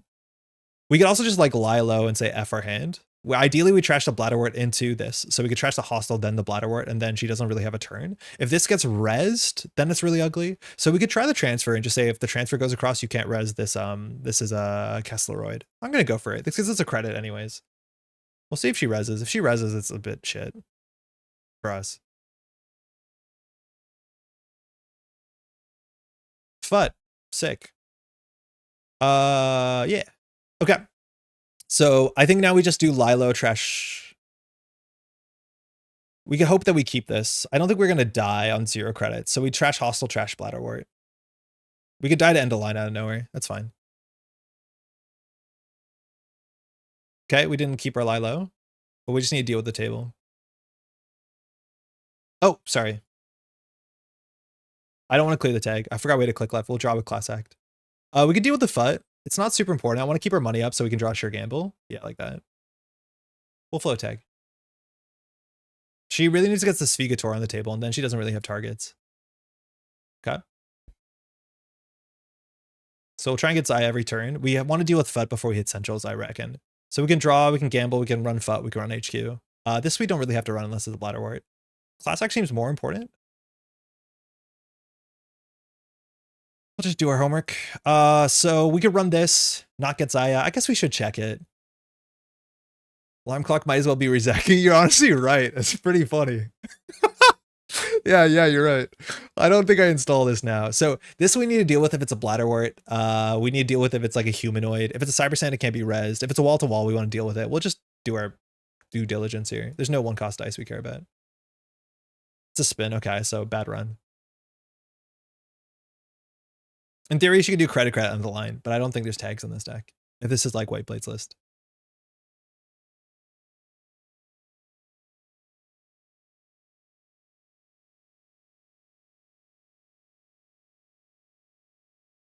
All right, she's thinking. She definitely has agendas in hand. She's drawn through 10 cards. Another credit. Okay, so this could be rezzed. We saw Sandstone in hand. We'll draw once for a run event. Chat, do you think? I honestly don't think we do it. But we can empty our whole hand. It's just not that good. I think we'd rather have the Nuka here. That's a shame. I'm okay forcing res. If it's a Maskarovka, it's pretty bad. Definitely do it. I mean, it's so good with the Nuka. We want to get our credit. We want to draw. I think I'll run server 1 first to force the res. Cowardly. I mean, like, I'm not installing the second Class Act that fast. No res. Okay. So we'll run HQ. We'll put that in alarm clock. You had the Class Act? Yeah, but it's a 3-credit Nuka. Mavirus, not purging. Wow. Okay. We'll run HQ here. I don't think we trash this. I think that's not that important. We'll get this down because it is good. But we're not anywhere near threat 4. As soon as we hit another agenda, maybe we have to consider it. Cool. Our alarm clock HQ. If it's a Sandstone, we can bounce. Silly Mitra window. It's a tree line? Okay. I think we're okay giving her credit. We can also double click through this. Yeah, let's double click through it. We get a credit and an axis. Okay, now we're on threat. Hold on. So it costs 5. Okay, so we should run server 1. We should draw. We'll draw first because of, bravado. And then we'll bravado server 1. So the only way that she could possibly kill us is like exchange. Sorry. Planogram. Because 5 credits is a lot of money. So this gives us 3 credits. That lets us trash everything besides Svi. Oh no, actually no. We need to trash Svi. Because Svi into tree line means we die, right? Nowhere near threats, keep singling. Yeah, Svi, we die. If Svi trashes the tree line, she clicks for a credit, we die. So we can't bravado. So I'll just run this reg style. Yeah, Svi. Good catch, Colo. Yeah, we need to get rid of that. Okay, cool. We're fine. We need to get a program down if this deck has SDSs in it. I think it does. I'm not sure what 5-3 it's on if it's not SDS. All right, she's on 2 credits. We have to run. Take clicks. I'll alarm clock HQ. Yeah, I think our turns are not that good. We can bravado server 1. Totally fine. Yeah, this is fine. I'll double click through this. We'll just draw once bravado. Okay. So we need to make sure we have enough cards in hand. We'll draw first. Oh, that's really good. This is also very good, but like de-raising the tree line seems better for us. The deck has 2 Mag Electrics though. So what can we die to? I don't know. Just take some money. We didn't get this down though, so it's not going to fire. It might have been fine to get this down so we can double click, but I think we'll take a turn off. Unless we draw, we'd love to draw a transfer here. Transfer would be disgusting. I'm not going to do it. So I think we can just do Nuka draw. Okay, no transfer. Bigger picture, Mindscape end of line. Yeah, well, I don't think that she's on the end of the line. I'm more worried about the measured play. So like measured into slash and burn SEF, we obviously have to worry about a bit less. 4 credit run. Anthill, not a good draw for her. I actually don't want to trash this. I think I'm way happier her drawing this than anything else. We could clear the tag for safety. I can respect the clear the tag. We don't need to, but we can respect it. It might have been better to get Docklands down there because like clearly she's not spamming, which means clearly she doesn't have anything. That's good. Make a run on HQ? No. So we want to threaten the Anthill. We could have drawn first, actually. This run has not a huge implication on the rest of our turn. Wow, okay, cool. So the Anthill is staying. So we can boomerang the Anthill. I think we should. So we could Nuka. We need to trash the Anthill. Oh, so we should draw first, yeah. Punished, max punished, sorry. Do you mind if I redo that order? Install and then draw is just so bad. This is exactly the punishment. Thank you. Did we draw with Nuka or did we just draw? Oh, we drew. We didn't even Nuka. Okay, well, super weird. Transfer is nice, but I'd like to have this just so we can play into also we can play into SDS. We have enough cards in hand. Cool. To not like just eat it. She needs 6 credits to do Angelique into what's it called? Into the one that ends us. This she's just putting on the table. We're not gonna run HQ here until we get the Docklands down and we'll pre-boomerang it. Yeah, we'll keep the elimination. Who we kidding? Do kill ops usually basalt? I actually don't know. I forget. So we can clean getaway this. Then we can Chesva Illumination and just dump our hand, which is like kind of a liability, but at least class act will fire. The cool thing is like you can Illumination down the Chesva and then start using the Chesva. Wait, I want to do that play. It's probably wrong, but I'm going to do it. Like there can only be one measured spin. Okay. So that's not fixing hand, which is fine. So if we Illumination, we get down, we lose 1, 2, 3 cards. We do 1, 2, 3 cards. Then we draw 4, so we're fine. That's actually so cool. Has Illumination been better than Buy It Bands? Yes, this is way better than Buy It Bands. Chesva for 1. Class Act. Docklands. I'm okay if she draws this. Yeah, that's way better. Hockey Update 6-3 Oilers, close it? As in close the Stanley Cup? Or like the game? I haven't been following, sorry. I mean, that felt good. Oh, Penweave is going to be good. All right, so that's probably Bladderwort. It's probably an ice. So running HQ will probably win the game. I think we can just control this a bit. A single Bladderwort trigger, though, won't do it. Yeah, using Cheswell, that's like really cool, especially when you install the Cheswell in the beginning of the run. So our goal is to see more cards. Pretty Mary doesn't do anything. Getting into HQ is pretty good. So we could do Boomerang onto this. Oh no, that doesn't work. This might be a Winchester, which is fine. We just don't want to force her to res. Because we think that's a Bladder Ward, and the Bladder Ward doesn't do anything here. So I think we can continue to set up. I want to get into HQ, so we probably should draw once. I think we haven't shuffled our deck. So I'll pre-install the Boomerang. I guess we'll draw once. The order there is pretty bad. Oh, we'll mutual favor. So now we're going to run R&D, mutual favor Kurapira. We discard a card, it's fine. Fly Swatter. Yeah, we'll mutual favor Kurapira. And I'm assuming that's a Bladder Wart. I don't think we need the Pretty Mary.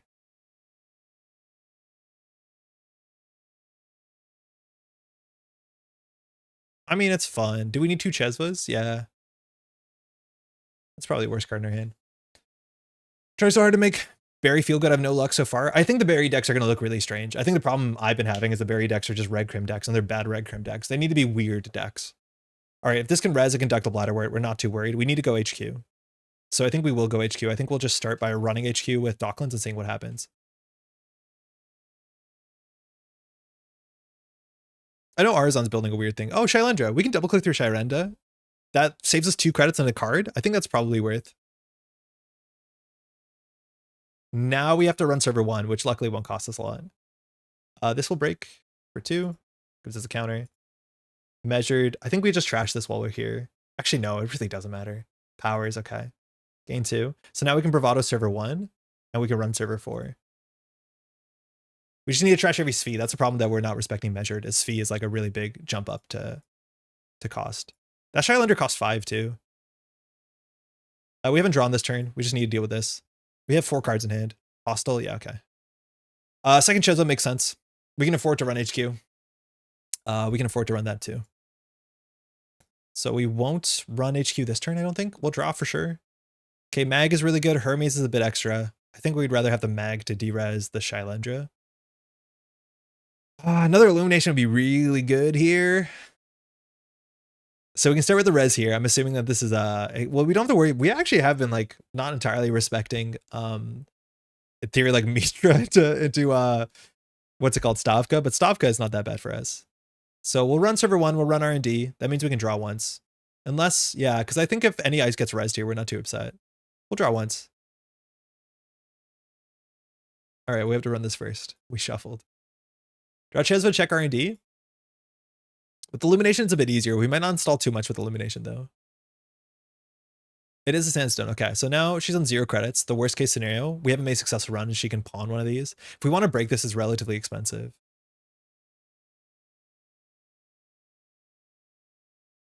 So if this is a Sphi, she can trash something to go forward, but we're just going to let this fire. This is very expensive to break. I don't care. On 0 credits, there's only 1 card that this can be that we care about. That means if she's on Sphi, though, she can do single 4 damage card. So we could like Illumination for a bit of value. I don't think we do. I think we just run R&D for a single and throw out the Pan Weave. It's like we're going to Illumination the Mag Lecture, the Cheswa. Maybe we just Illumination the Cheswa and don't install more cards. Let's at least click compressed. Because I don't want to install fewer cards because then we could die to a measured. So I'll just install 1 and then that's it. It's a Sphi. I don't want her to draw that. Yeah, the Cheswa install is free. We'll at least get the Cheswa down for sure. And luckily there was a trashable there. Click for 3 makes sense. Okay, so this is a wall-to-wall is my guess. Could be the last Bladder Wart.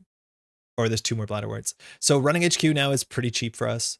She also drew an unknown card, which makes the trash on R&D a bit better. So we'll run HQ, we'll double click, we'll break this for free.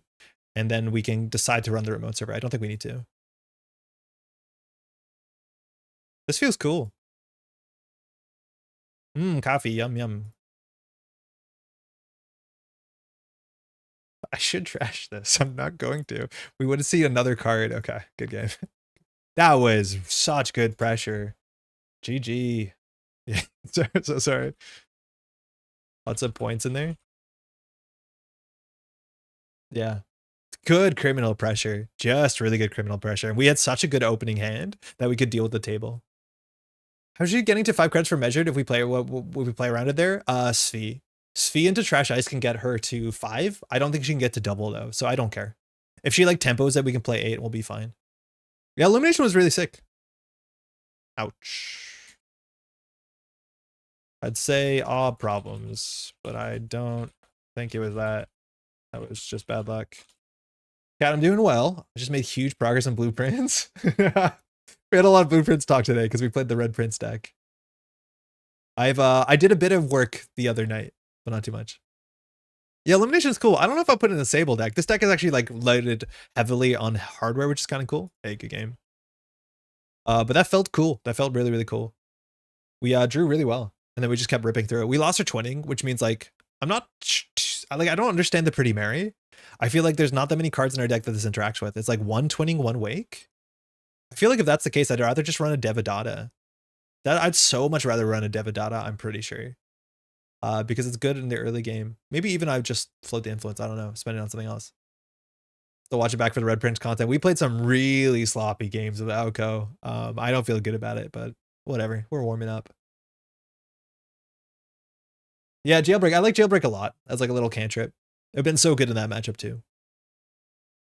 But then we still are putting influence to the influence gods. And maybe if we're playing Pretty Mary, then we should play Jailbreak and not replace it. I've seen a very similar list one on 2 twinnings that makes pretty sense for Deep Dig hits hard. Yeah, most of the good stuff Crim lists like that are on 2, for sure. SSJ Speed Racer? I don't know who this is. They're on 2 twinnings pretty consistently. All right, Thule. Thule can be assets. Oh, cheers. Oh, cheers. That's very kind. Thanks, you too. They mulligan. So Thule's probably assets. I have no experience into modern Thule assets. They have a bit of a kill line for sure. Our opening has 2 breakers, which we're not rushing out. It has the Sure Gamble, the Clean Getaway, the Hermes is fine. They're probably on aggressive trend setting, maybe on false lead as well. I don't know what modern kill Thule looks like.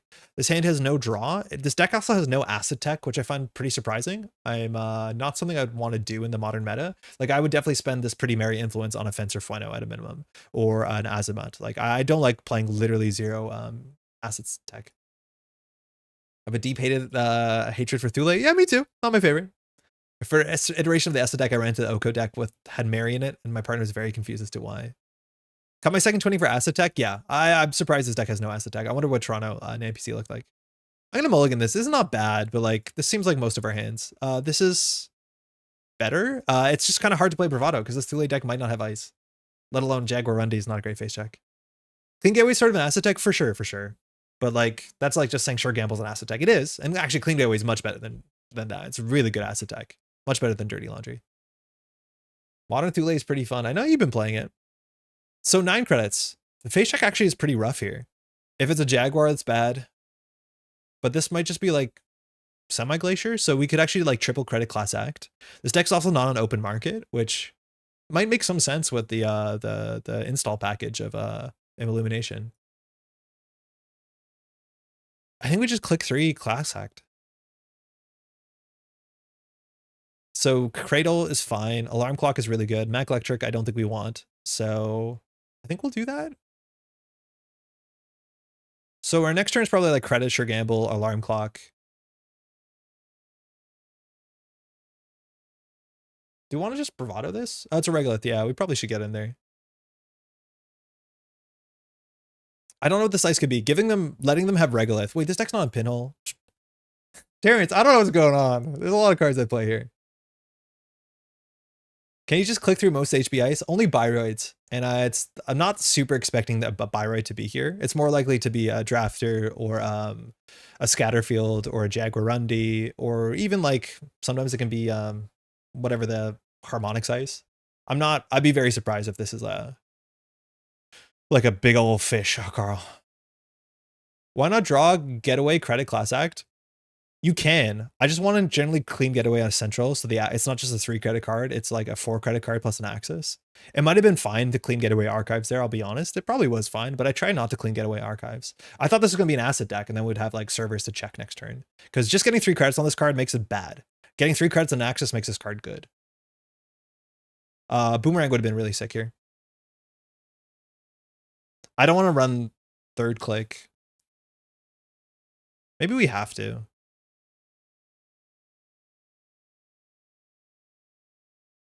Maybe we have to. Maybe we just do clean gateway archives now, alarm clock, and say you can have 12 credits.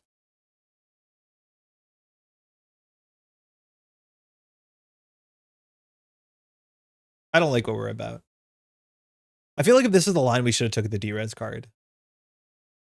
What's Blue Zeki? Open market? Yeah, well, it's like Blue Daily Cast. I don't know. They really want another ice on HQ. Letting them have 16 credits is very bad for fundamentals. I'm actually getting a bit scared of face checking. I probably shouldn't be. I'm going to face check now and be like, oh, that was a mistake to be scared, but we'll see.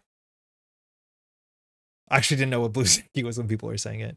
But yeah, allowing your opponent to get this much money without putting off any pressure is not good for you. Yeah, that's really bad. We'll force a res at a minimum. Hopefully it's not small. Show me big. Boomy. Okay, that's an ice that we're happy to run into. So we're not going to double click this because it's cheaper to single click it.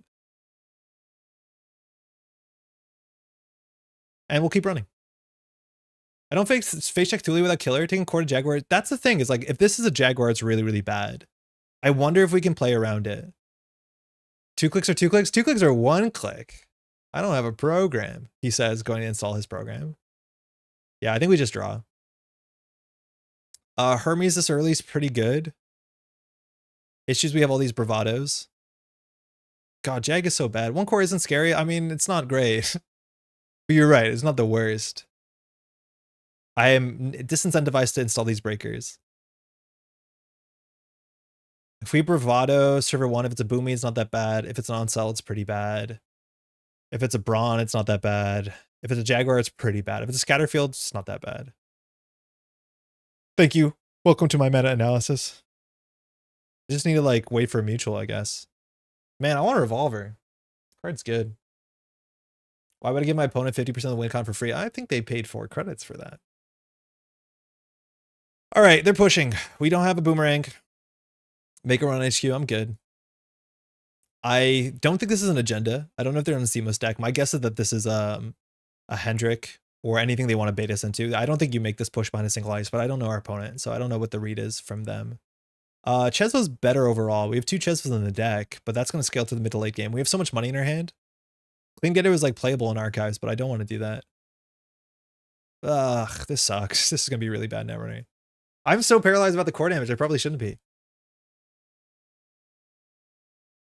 Yeah, there you go. Okay, Petty. They're playing it. They're 20 credits, and we're meant to be playing a little pan weave. So 2 upgrades. That's really scary. Double Hendrik is just confirmed damage. The server that we should be running here is HQ, because they've shuffled nothing. So I think we actually do run HQ here. We single click this and we face check and see how bad it is. Tier incoming, I'm fine. If there is a tier, it's fine. But here we see the whole hand, which I'll take it, especially after they've drawn through 13 cards. Oh, we have a Chesva. I'll be honest. Forgot I had that. You mind if I double click?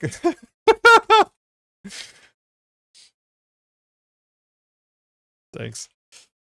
I totally forgot we had that. That was a reason not to install it. It means we'll have 1 click less if it's a Pyroid, but I don't think that's a big deal. I was like, we have no icebreakers. It doesn't do anything. Yeah, I might as well. Okay, it's fine. It's a Brawn. Okay, so we're going to double click through 2 of these. They probably don't have ice in hand. So this is the reason not to click through it, which would have been sick. But if they have ice, they have ice. It's not likely they have ice. I think their hand has to be agendas. Getting a 3rd ice on HQ. Yeah, there you go. So we'll see the whole hand. We have to take core damage, though. Hold on. That's not good.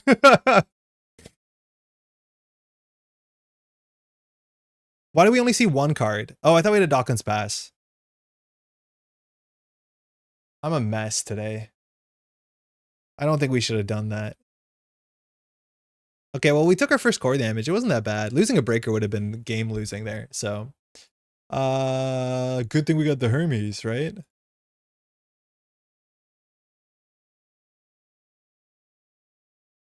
This will put us on 8 cards with 2 clicks. I mean, I think we just install breakers. We gave them 50% for 0 credits. Yeah, but we got a point. Why do we draw non-Nuka? Okay, hold on. We're tilting. We had Nuka. I don't know what we're doing. So I play my best of games. Do not worry. I mean, I'm not happy with how things are going. They're playing like seemingly honest HB. I think they're going to be on big deal though. I'm worried that they're going to big deal Salvo and the game's cooked. So this is probably like Hendrik into Jupstad. We don't have a pinhole. Them getting the first Regolith was like a problem.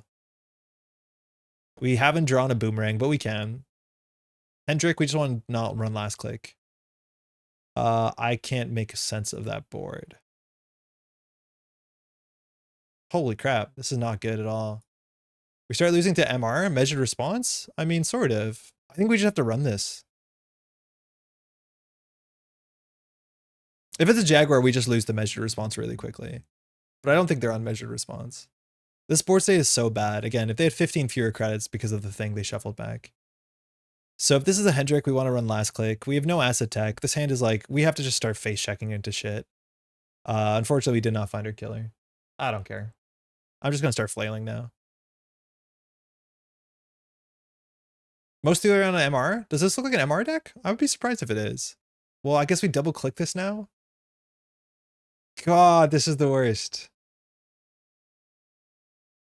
So Hendrik is a core damage. At least they pay 2 for that. We can't deal with Managarm, but then we don't deal with Hendrik. We're going to take 3 core damage. We're going to take 2 more core damage on this run. I don't know what's going on. Jack out. Thinking. It's probably sound to jack out. Oh, okay, never mind. It's actually not unreasonable to jack out.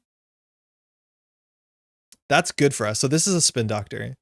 So Mag Electric is really good if we can make it in there somehow. I think we would have to boomerang this. We don't need the Lilo. I don't think the transfer is that good.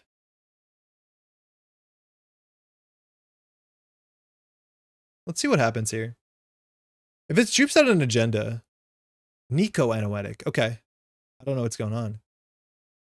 So it doesn't look like it's a Hendrik. It looks like they're just playing like a PD deck. Fuck, it's a table Regolith? Oh god, that's bad. And now they have a pile of upgrades and we don't have pinhole. That was a table Regolith.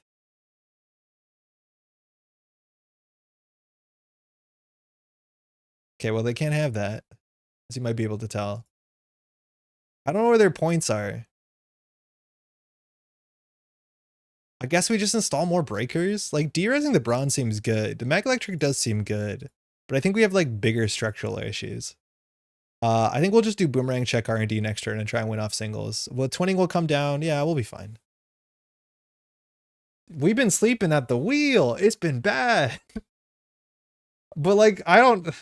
How bad's their hand? Like, do they not have something to jam on top of their Anoetic? Why is it a Nico? Shred time? I mean, these are the matches where Shred's really good, but like, I don't think I play it. Like, their hand has to be 1700 agendas. How do we run HQ here? I think we just run HQ.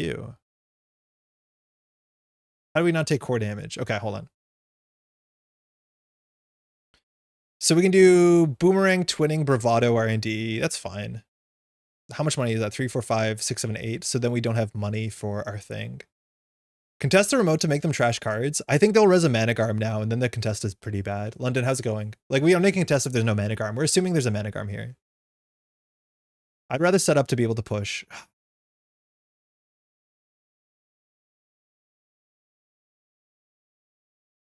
We can run archives, second last click, and start charging. I think that's fine, but then we'll probably just have to click for a credit. We just want to make sure we have a click and a credit here. There's no way that they threw out our agendas. Oh, they threw out Nightmares. What, they're throwing out Ontos? Whoa, that's good. Do we want to take another core damage? Why are they throwing out Ontos?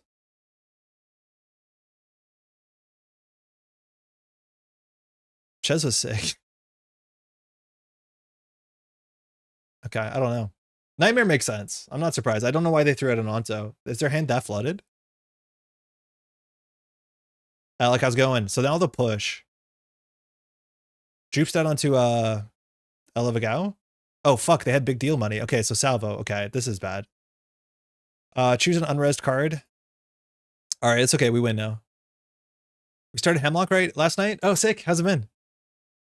How's the Mary deck? We're on 2 hand size. Yeah, we lose. We let them get too much money. Okay, so no, I like it. It's cool. I wonder how far you got. Did you play a day scenario or did you just do prologue? The night scenarios are special. So we need to steal a salvo. We stole an Elevagal. There's only 2 more Ontos. The Ontos are free points. We're going to die to that. D, you're not watching live. Make a run on HQ? No. So I think we draw once, and we have to send it R&D basically every turn and lock. Pretty Mary works. I don't think seeing more cards is that important. We die in 2 turns, potentially. So we see R&D C2. Yeah, that's fine. I fucked up. Hold on. I'm not getting Pretty Mary down. I should actually. It's a credit back. Yeah, that's fine. I just did this wrong, but it works out fine. So we'll do twinning first. We'll see a couple cards. Fine, fine, fine, fine. That's bad. They have all the points in hand. We're on. We can draw once more and discard. All the points are in hand. We just have to run HQ. Second Chezo, we can get into HQ. Hedge. Ice. Okay, so they don't have more points in hand because I think they would have jammed them. No idea why they pitch Ontos if they were going to salvo. Yeah, me too. Their hand has to be like really messed up. They have to be on like 13 salvos. So we have to run HQ sooner than later. We'll get the second Chezo down and just click through HQ eventually. Will we do it now? We probably should do it now. We know there's 1 upgrade in hand, but if we install Chesva, run. No, then we double click. So we'll just draw. I don't think we need another boomerang. I might be wrong about that. I mean, we'll get that down if we make a successful run. So I think we actually do get that down. So we run archives, boost. We'll get another Nightmare Archives, which is pretty bad, but we need to get this down so we don't have to worry about more core damage. Actually, more core damage doesn't really matter. Let's be honest. I don't think they're on tag punishment. They could be on a single greasing or 2 greasings, which doesn't really move the needle that heavily. But we need a run to boost, so I think we should consider running archives and at a minimum jacking out. We're beyond cooked? No, we're not beyond cooked. They clearly don't have the points in hand unless they have salvos, and if we steal a salvo, we're in a pretty good spot. So we're going to pivot HQ. So I think we do just like install Chezo, run archives, and boost. And do we risk seeing a single card? I don't know if we do. We could consider jacking out here.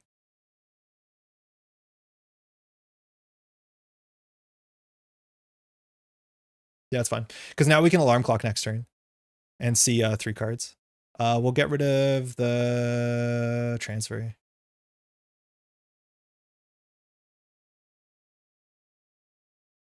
So we should follow what they drew, hedge fund. So they have in hand a Jupestad. They're going to drawing a Hendrick into ablative. So ice on archives.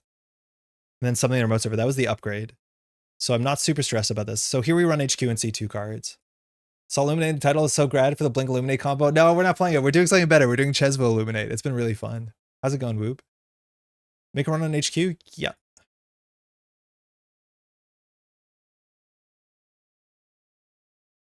So we actually start farming the Brawn, which is nice.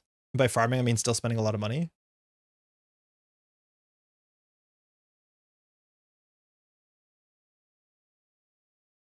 Jupestad, Manic Arm. Uh-oh, the remote server's an agenda. My life in the Mr. Shosh get the pre-taped show. Okay, that's bad. And we know the next 2 on the deck. We could consider running this and double-clicking. If we run this, no, we can't double-click. So we could take a core damage. Boomy breaks carbon for terrible, so like I'm not actually super psyched about that interaction anyways.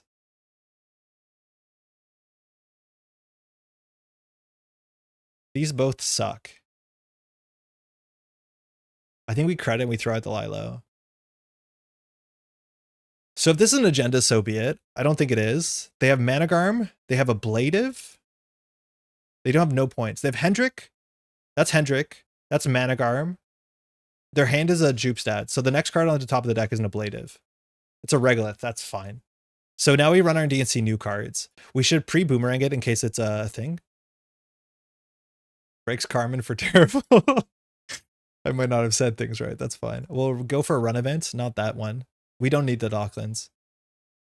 It actually might as well be this one. It's free. I guess we die to bite, but who doesn't these days?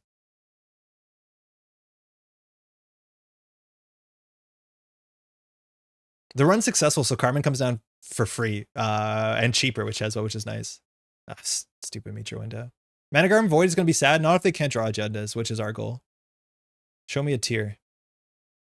Show me a tier. No further. Okay, so the Boomerang's going to be stranded. Breach server. We'll install the Carmen. So now we get the twinning too. That's a really cool interaction. I'm good. We'll do twinning, C2, additional, ablative, salvo, Hermes. So I don't want them to position the ice. I don't want them to move Hendrik. I don't want them to move. That's fine. We'll pay so we don't die. But the next one, if we win, we win. That's fine. That's a good game. Not even close. AGG. Yeah, they didn't have the agendas. I don't know why they threw out the agenda from hand. I was surprised to see the what's it called? The Onto in the bin. I thought you were totally flooded. Yeah, so this is like what we're meant to do. Shout out to doing a white blade to some extent, but like if they have the strongest remote server, this is like a really big lesson. And I think this just showed up in some of our replays before. Sees Elevagara and dies next. I mean, yeah, you're not wrong with that. We got lucky there. But yeah, if they have the strong remote server, all you have to do is make sure they can never draw it. And if we're seeing 4 cards every 2 turns, like they literally cannot draw an agenda unless they have like a spin doctor. But yeah, Elevagara would have cooked us. That's for sure. So if that's the case, if we're playing around Elevagara, we should have installed the Carmen. Or let alone played Illumination. That actually probably was strictly correct. We did the cool thing, and the cool thing could have flatlined us if we stole a non-1-pointer. Let alone if it's a nightmare, we have no choices. I'd rather take the core damage. And what I mean, they didn't have influence or MR. Yeah, I'm assuming they're not on MR. They're not on YDL. I was really going back and forth throwing it out. It was that, oh, no way. Yeah, the early Regos were so good for you. I don't have a single pinhole. I was hoping I could make it up on the back end by drawing more Ontos, but I didn't. Jesus, disgusting. Excuse me. That didn't happen. Yeah. Yeah, Regolith is just absurd. If your opponent gets a Regolith and you're playing Red Crim off, like it's so hard. We're not banking on finding 2 agendas fewer than 5 points. I mean, yeah, it came out to that. London, if that was the case, we shouldn't have played Illumination or installed the Carmen. Like we should have just installed the Carmen after if we, but yeah, we shouldn't have done that. But look at all that money. Thanks for the game, eh? We were meant to see maybe 3. Why, you think it's too risky if we see too many? I don't think it really changes to that much. It kind of does. Kind of does. Yeah, maybe it sort of does. Yeah, maybe we should have seen later. But like, we definitely shouldn't have done the Illumination. Then we're allowed to see 4. Especially because we get the 4 credits. And then we don't have to run R&D every like second turn if they do draw. Or something like that. The deck is weird. It has a lot of like econ denial slots, and I feel like again, if the Regolith goes away, the slots aren't that great for that. We have again very little acid tech. We don't have Pinhole, which seems really good right now. This deck did well. Tron's a good player too, or not Tron, excuse me, Terrence. I'm saying Toronto Terrence, Terrence. Let's do one more. Yeah, I think Lucille. I've been playing HB decks, and then you try out some of the new cards. Like, oh, I'll play Humanoid. I won't even play Otto. I'll play Nico. And then the conclusion is, yeah, Regolith is still probably what I want. Because just having a card in the early game to get you out of the early game financially is like, seems so important for modern HB. I think I've ended up cutting, like, even I'm not sure if I was like really happy with Anthill. And then I ended up being like, I think I'd rather play Regolith than Anthill. Just because I want to get out of that early game. I don't know. Also to date, I still really haven't played Makota Langit Grid, and I think that's a card I need to try. I think Makota Langit is probably more of an op piece at this point, but Makota with Regolith is kind of cool. The thing is, like, if you're playing HB, I think you probably play Tranquility, but if you're not as jammy, I guess you could argue your way out of playing Tranq. Nah, probably not. It's still Tranquility home grid. Still very, very good.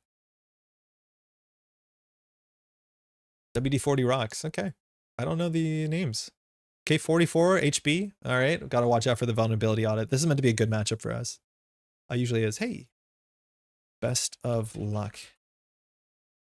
Dakota fights for slots with stuff like Tucana. It's okay, though. Yeah, I could imagine it's okay.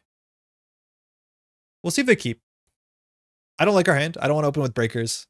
Transfer's not going to land on turn 1. So we're definitely going to mulligan this hand. Breakers are my least favorite thing in hand. They mulled, so we can mull for sure. We would mull anyways, though. This hand's not that much better. Like the best thing we can do is like Hermes rip it, but if we have no economy, our only economy is Zahya. Flavor fail if your opponent isn't on greasing. It's very funny. You don't see PD. Yeah, the Zahya PD matchup's like pretty good. You just want to pressure it. They're on YDL. Okay, so they might be a bit low to the ground. They're on greasing. There's the WD-40. I'm not gonna. I'm gonna write the joke in chat. There's your WD-40. That was my idea. They won't know. It needs to go in HQ. Cool. So I'll draw once. Best draw might be clean to run R&D. There's definitely an agenda in HQ. All right, so we could do a setup boomerangs into that. We could do Hermes run R&D. This will drop us down to 4 credits, which isn't my favorite spot. Then what do we do last click? I don't know. We can throw out a twinning for sure. So I guess we draw first. No, that was wrong. Because if we bounce, we can run HQ. I don't like this. GapeNet meta, let's go. All right. That sucks. That's a good draw for them.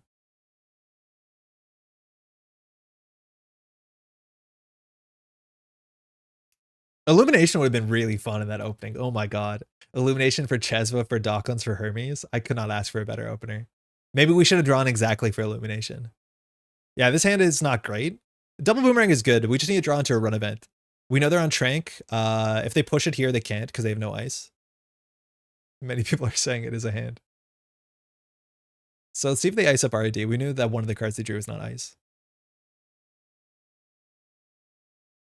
I worry this might be a big deal. I think you just play YDL anyways. Okay. So what can we face check into? Drafter is like not the worst.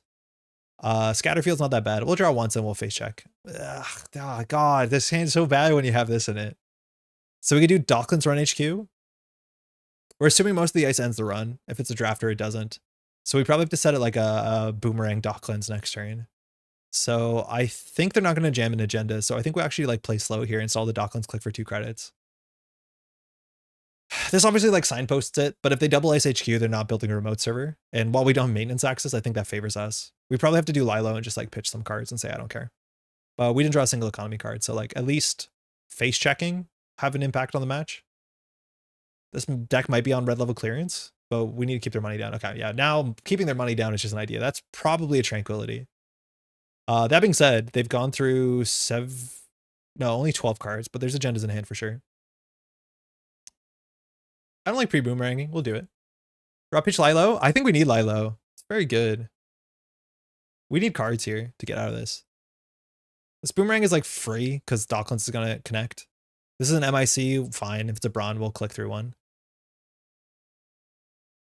The problem is like we don't have the money to deal with this. Like it's probably better for us just to click for credits. Okay. And deal with the Tranquility. There's no way it's a table regolith again, right? Okay. Choose an unres card. I'm actually going to bounce this. It could have been a Managarm. I'm assuming it turns them off the Tranquility for a turn, which seems valuable. Okay, so now we know what HQ is about, which is good. We stole one of their good agendas. I don't want to install this to go down to 0. I honestly don't. Woof. If we top deck a sure gamble, we can get out. But next turn, if they don't do something great, we'll do a triple credit class act.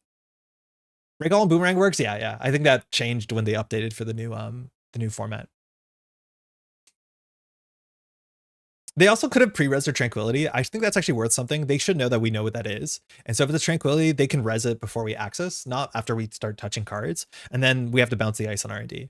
That means they can reposition the R&D ice. Not super, super important, but like they would really want to have the Tranquility on this turn because Tranquility eats its own trigger so that there's no way for it to fire this turn. And like Tranquility is just a really good once per turn. This is a slow scrim hand. Yeah, I'm not into this. So I'd be really surprised if this is an agenda push. So I'm assuming it's a Tranquility. So here we can just do triple credit class act. Is it that much better to lie low? We'll be on 4 credits, drawing 4.5 cards, or we can lie low on 4 credits, and then we'll have 4 cards in hand. I think we could consider lie lowing. Trying to get what do we lie low and get here? A Bravado? I'll try it. Yeah, Clean Gateway is really good.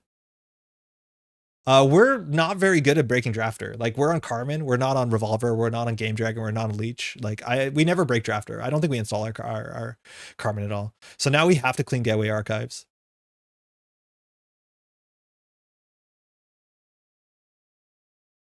So we do the classic, we're down to 3 credits. We've already drawn, so we get less value from it.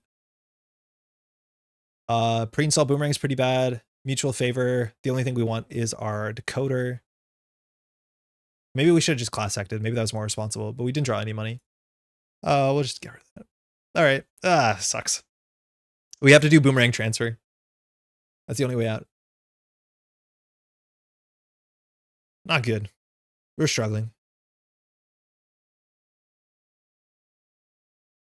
For what it's worth, like, they haven't done anything super fast, which has been good for us. But we're feeling pretty slow. We probably should check the remote server. The thing is, like, with Tranquility, we don't have a real big reason to do it. Yeah, there you go. There's a Trank. So we have a DECKLISTS. So I think we just do boomerang transfer. We get like 8 credits. They can't duck it.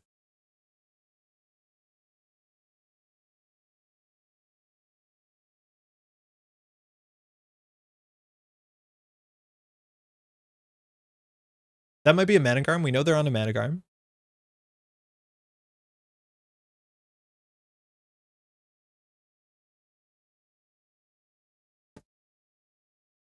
We can also like send drafters. Surely jamming an agenda? No, I don't think so. I think it might be a Managarm. Maybe if their hand's really bad, they have no other option, but my guess is a Managarm first. Even a Nico or Regolith. They don't often do the agenda first, especially when we steal an off-world. Like maybe if it's an ADT, they're happy. They definitely have a Seamless by now. But like single ice is like really tricky for the remote server push. That being said, maybe they can work on the information that we know that they have a we know that they know that we know that they have a Managarm. You know what I mean? But you generally don't often. Like you have to be a bit ambitious to score behind a single ice. Against not that we have inside job anymore, but boomerang. Cool. The ice on HQ is the best ice there. That's the one that we really care about. This I don't care about. This is very, very bad for us. So if we just do credit gamble, if we do boomerang transfer, we're not likely getting through. We could do boomerang transfer, but then if your digital life gets back into their hand, that's pretty bad. It's more so that we get the transfer money than they get the transfer money. But when the transfer's coming across and they grab the greasing to hand, it's like, okay, that's really, really bad for us. So yeah, unfortunately, not good. So HQ is the good run for us. Thinking. We could do credit gamble. I think we just let them draft. I don't think we can let them draft when it's YDL or greasing, and we're going to float the tag. Especially also because they can put a Managarm on HQ, and we know they have a Managarm. Just chuck transfer. I'm not going to chuck transfer because we'll be able to deal with this, but the problem is like drafter is just so good into us. Like it's really, really hard. Carmen we have to install, and then we still have to break it for 4. It's like, I don't want to spend 7 credits for my first breaker. So I think we have to just hunker down. So we'll throw out, what do we throw out? This hand's so good. We probably do throw out the transfer. Maybe if they score out, we get a Hermes open, and like Hermes into this is worth holding into transfer. So we probably install the Nuka and just hope we get another gamble. So we throw out 2 cards. This is our last twinning. We have a Wake in the deck, but it's our last twinning. We have more Chesvas. We're not really using the Chesva right now. Boomerang is good. Mutual we probably don't need. End the run code gates are pretty hard. I don't know if they're on Scatterfield, but they're definitely on Fly Swatter and MIC. So Kurapir we have to keep. Carmen we probably can throw out, I'll be honest. I don't think we're going to use it. I'd actually probably throw out Carmen here. If they score in an agenda, I think unless it's an ADT, we're pretty happy. Ches was just so good.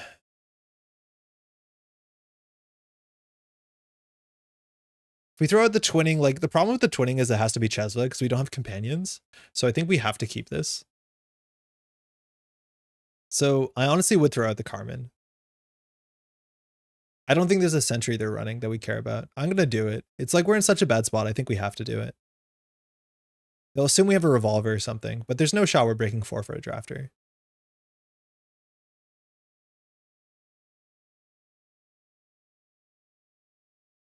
We'll try that. I don't know. Throwing out your singleton breaker seems sus, but I honestly think it's a play. Humanoid. Oh, shit. Okay. Cool. That makes sense with YDL. We're falling so far behind. Maybe we're worried that this is faster than it is. Maybe we should have kept our killer. I don't know. We're going to break it on sell? I mean, that's also not that bad. I thought it was going to be an agenda jam. It still might be. So we'll see how this goes.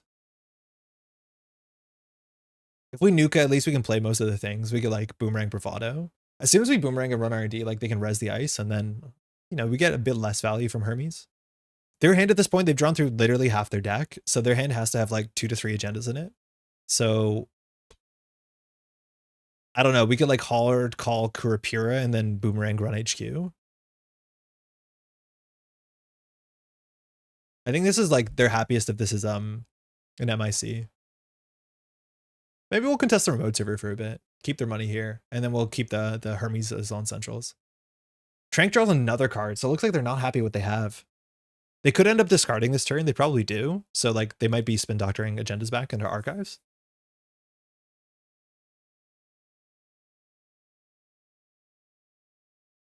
We'll see how quickly we regret throwing out our killer. We're just gonna have to face check a bit more now though.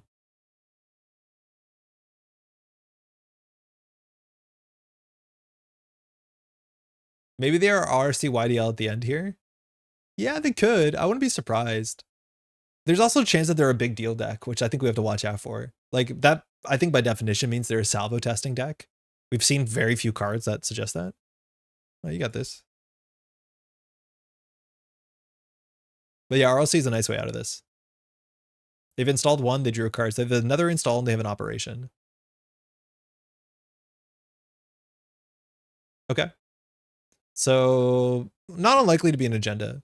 I think we just want to force credits now on server 2. I think we'll nuka for a bravado. That'll put us at 5, 6, 7, 8 cards, 7 cards, and then we'll just do other stuff. Greasing? Oh, wow. Good board state. So mana garment into bravado? Fuck. It's so bad out here. It's so bad out here. All our money is tied to running.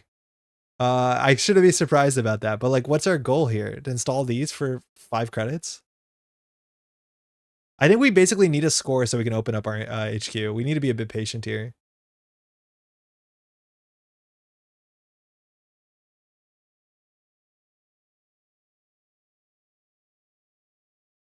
I think transfers that we get back. Losing his PD to Crim, I know, Cat. I usually feel so good in the matchup.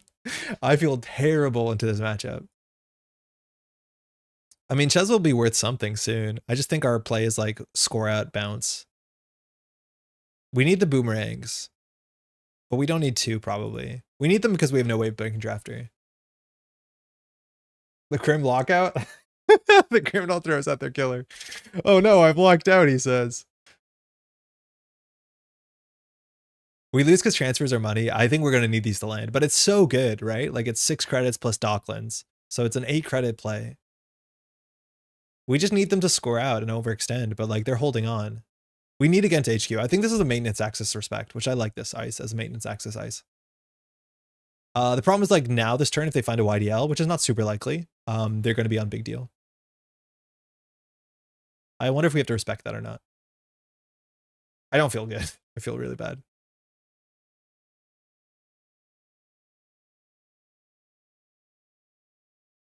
If only we played Banhar. They gained 2. Okay. They didn't even gain a click. So Managarm. Not sure what else is going on. We probably should check R&D. I don't want to pre-install the boomerang because then we actually have only 1 boomerang if they don't res it and just strand it. We might as well get the Chesva down in case it's something we have to break. But actually, what are we breaking if we run into R&D? If it's an Abladev, would break it. That's not worth the money. If it's a code gate, they res 7 for an MIC, we won't break it, I don't think. It's pretty expensive. Okay. All right, that's an agenda. So maybe we just don't do anything here. We draw. With not Manuka, we base draw, click for credits. Pre-advance, okay, so that means they can seamless out and score. Okay, so now we have to make a run because we know what the agenda is, so we can like do Hermes damage. Because they're playing to score out and then like repair the damage. We can't let that happen. So I think we're just going to run R&D here and see what this is. MIC is the worst case by a mile. Everyone asks why I don't play Tau. I send them this game. Transfer wealth is so damn good. It's going to be the thing that pulls us back into the game. The problem is we just can't run right now. It's a scatter field. Okay. So what does that cost to break? 4.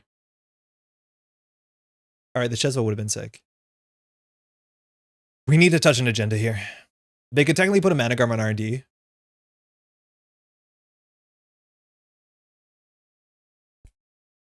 We'll double click it. We get a credit back. That's fine. We'll just click it for 3. We won't draw. Oh, that's interesting. Ron, awful. So what can this be? Powers?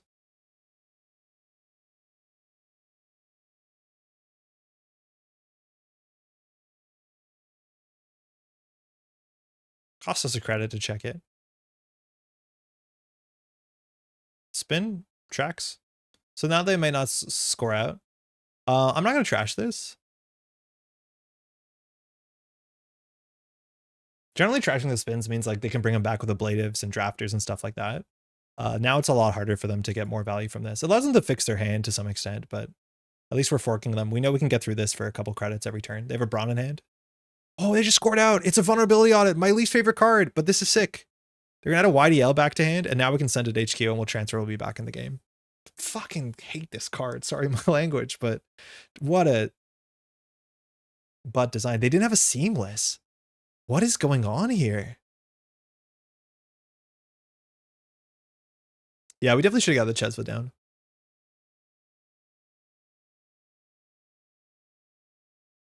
So we'll see if they use the Spin Doctor aggressively. That was still kind of expensive. Like we made them spend 7 credits just on those. The Trank is going to be really good for them though. So their money will come back. But now we can get into HQ. We can double. We can transfer. We know they're increasing. We'll consider clearing the tag. They're going to hide the agendas in archives? Yeah, I know. So then we'll run archives. We'll run Spin Doctor. Not much we can do about it. That might be a reason to deal with this, but I think they have problems. There's 5 in archives. I don't know if we draw first or not. I'm just going to vibes it. This is also why we didn't run HQ, so that if they score, we have this play. We don't think they're on Seamless. I think they definitely would have played a Seamless there to re-ice HQ if they had one, which means their hand has to be kind of ugly.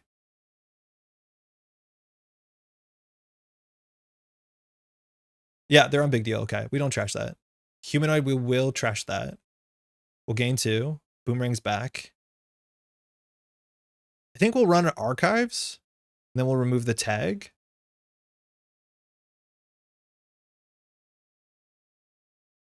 A drafter res is actually really bad here, but we'll take the risk. It's not an unreasonable ice to put on archives. Yeah, drafter's really bad here because they can put it into server 2. Fuck. I still don't want to install the Carmen. That's awful. Not only can they get another thing out, this is maybe better to run the Spin Doctor. At least they're only 4 credits, but it'll fire Tranquility, so this is a lot cheaper for them. I think Last Click will run server 2 if they put something in the server. At least force a Managarm res at a minimum, I guess. Here we probably don't respect the greasing. If they clear the tag for us, we're not too upset. So either we'll Nuka or run server 2. YDL's back in hand. Oh, that's not good. Yeah, I would say that's pretty bad. A card, so that's an unknown card. Tranquility, Managarm, red level. Okay, so I'm still going to run this. If it's Scatterfield, that's very expensive. If it's an MIC, it's a bad res. If it's a Brawn, it's all their money. If it's an on-sell 1, we lose the game. But I'm not playing around on-sell 1 usually.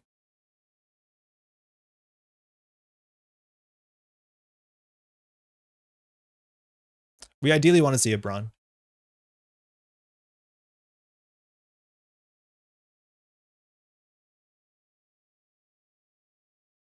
Do you pay Managarm?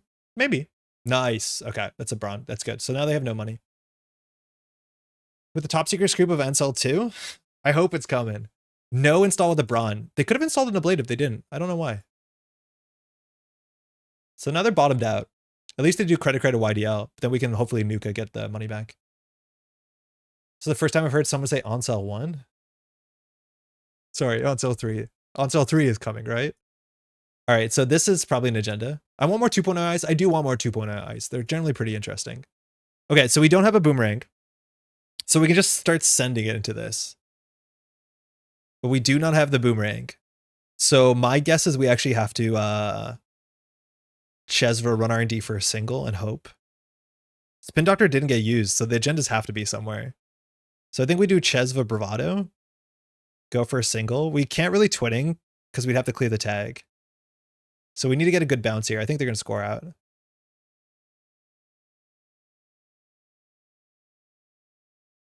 The 4.0 Basler stocks. I mean, this is very expensive. Seamless, that's a really bad card to see there. All right, I guess we're drawn. I guess they're scoring another agenda. Oh man, the fact that we can't break drafter is totally going to be the problem here. Janice 2.0? It'll be a bit worse. Seamless, yeah, there's an agenda there. It's a midnight 3, okay. So their hand is open. We just need to get into HQ. They win very quickly from here. They're going to add a YDL back. I hate that this matchup we're on the back foot. We're going to have to get twinning down. We're going to have to run HQ here. That's the seamless we could have seen them draw. So we like have no information about the hand. So next turn they YDL jam, and if we can't deal with that, choose an unrest card. We have to. I think we will do the ice. It allows them to reposition their ice, which isn't always perfect. Yeah, running through the drafter is a bit suspect, so we have to draw exactly into a boomerang. Right? Yeah, YDL go Burr, that's for sure. So maybe we do Sure Gamble, Twinning, Bravado, R&D. Just use the counter while we have it. They can always break lock with Spin Doctor, but we're so far behind. We can't let this fire. There actually might be agendas here. That's so bad. We have a spare transfer wealth and we don't have a Carmen? Meteor. Transfer wealth is so good. If we transfer them, we would get a whole turn off. The problem is we just can't break this. Like, we need to play, you know, like the gun and other stuff. Like, I think this card is just so absurdly good. So if they push in the remote server, it's Managarm. They might be on Anoetic, but they're dodging our pressure. We actually could have considered trashing the card on R&D because now we can't really see too many new cards too easily. We know they have a Seamless, unfortunately. So on the last turn, at least we can just go like Hail Mary and through the drafters and say, we don't care. Earn 20 credits. Oh, they have a big deal. Wait, they have a big deal in hand. We have to just run HQ as many times. The problem is if they stall the agendas because of the drafter, we lose. Oh, we're cooked. We're in a really bad spot here. We either lose to big deal or we lose to letting drafter fire.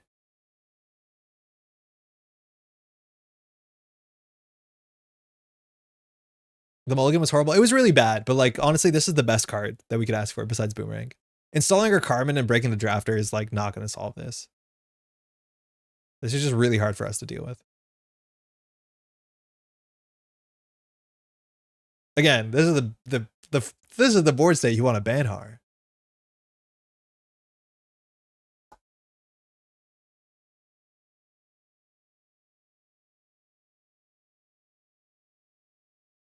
So they're on Ingatan, we lose to Greasing.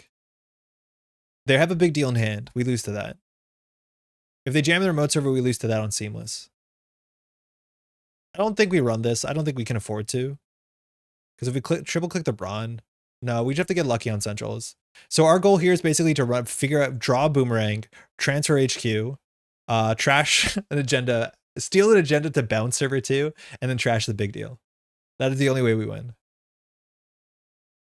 They're probably going to save agendas and archives though, which is like super annoying because we can't check archives.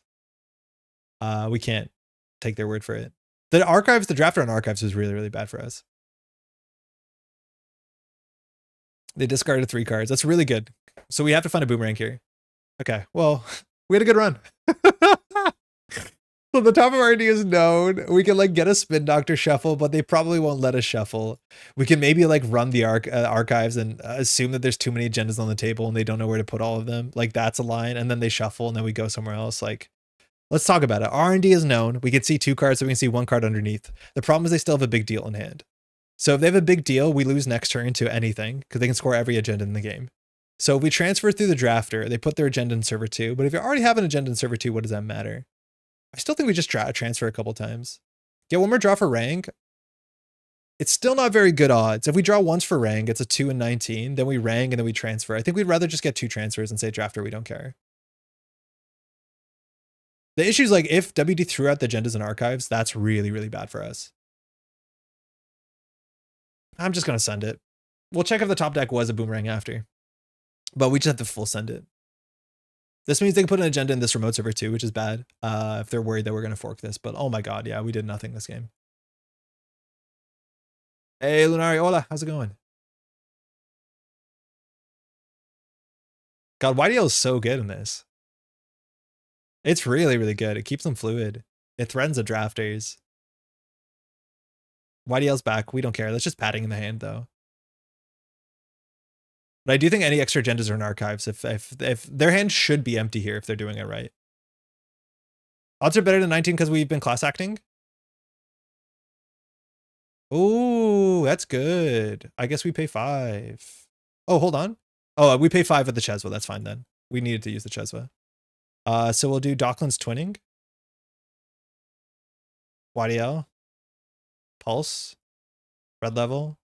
Managarm. So we accessed 4 cards, which is cool. So now we can't see anything on RD. Yeah, we lose. I guess we run server 2? Wait, they're on 17. Running server 2 makes sense. They're short credits, right? It's a big deal. No, they can big deal a 4-2. So I guess we have to transfer again and then run the remote server. I think we have to transfer once more.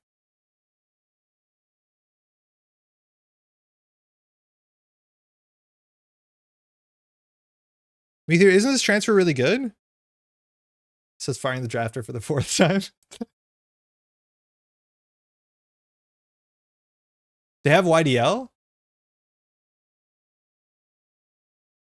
Yeah, you're right. They can YDL install. Yeah, okay, never mind. Did they anoetic the remote? We don't know. We don't know anything in here. We know there's a Managarm. You didn't trash the Managarm? No, I didn't think we'd go back. It saves us 2 credits. I don't think it's a big deal. Crashing it actually means that they can reinstall with drafter, which might be wrong.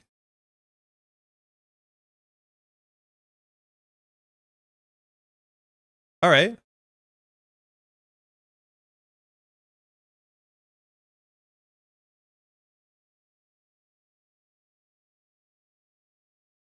What's server 4?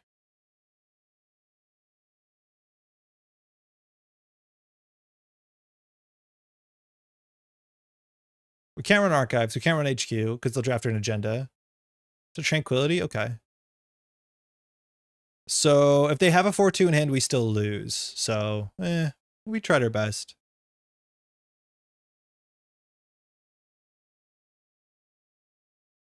They're not windmilling it. Okay, they're windmilling it. Yeah, good game. Hey, well played. I don't know why the agenda was bounced over the alleged anoetic. I don't think it was an agenda. No, it's all good. Did I bounce an agenda? You're right. If it was an agenda in server 2, we could have bounced an upgrade and ran it. That actually probably would have been a bit better. But I think there was another agenda in hand. I think it makes sense there's another agenda in hand. 3 then. Okay, yeah. So there was 3 agendas there. Shit, what's in the remote?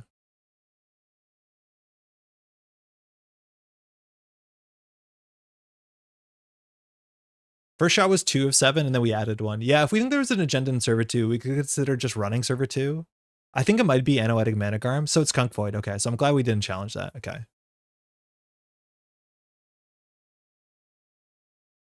I guess I could have 50-50 the Void. The Void is the topmost, right?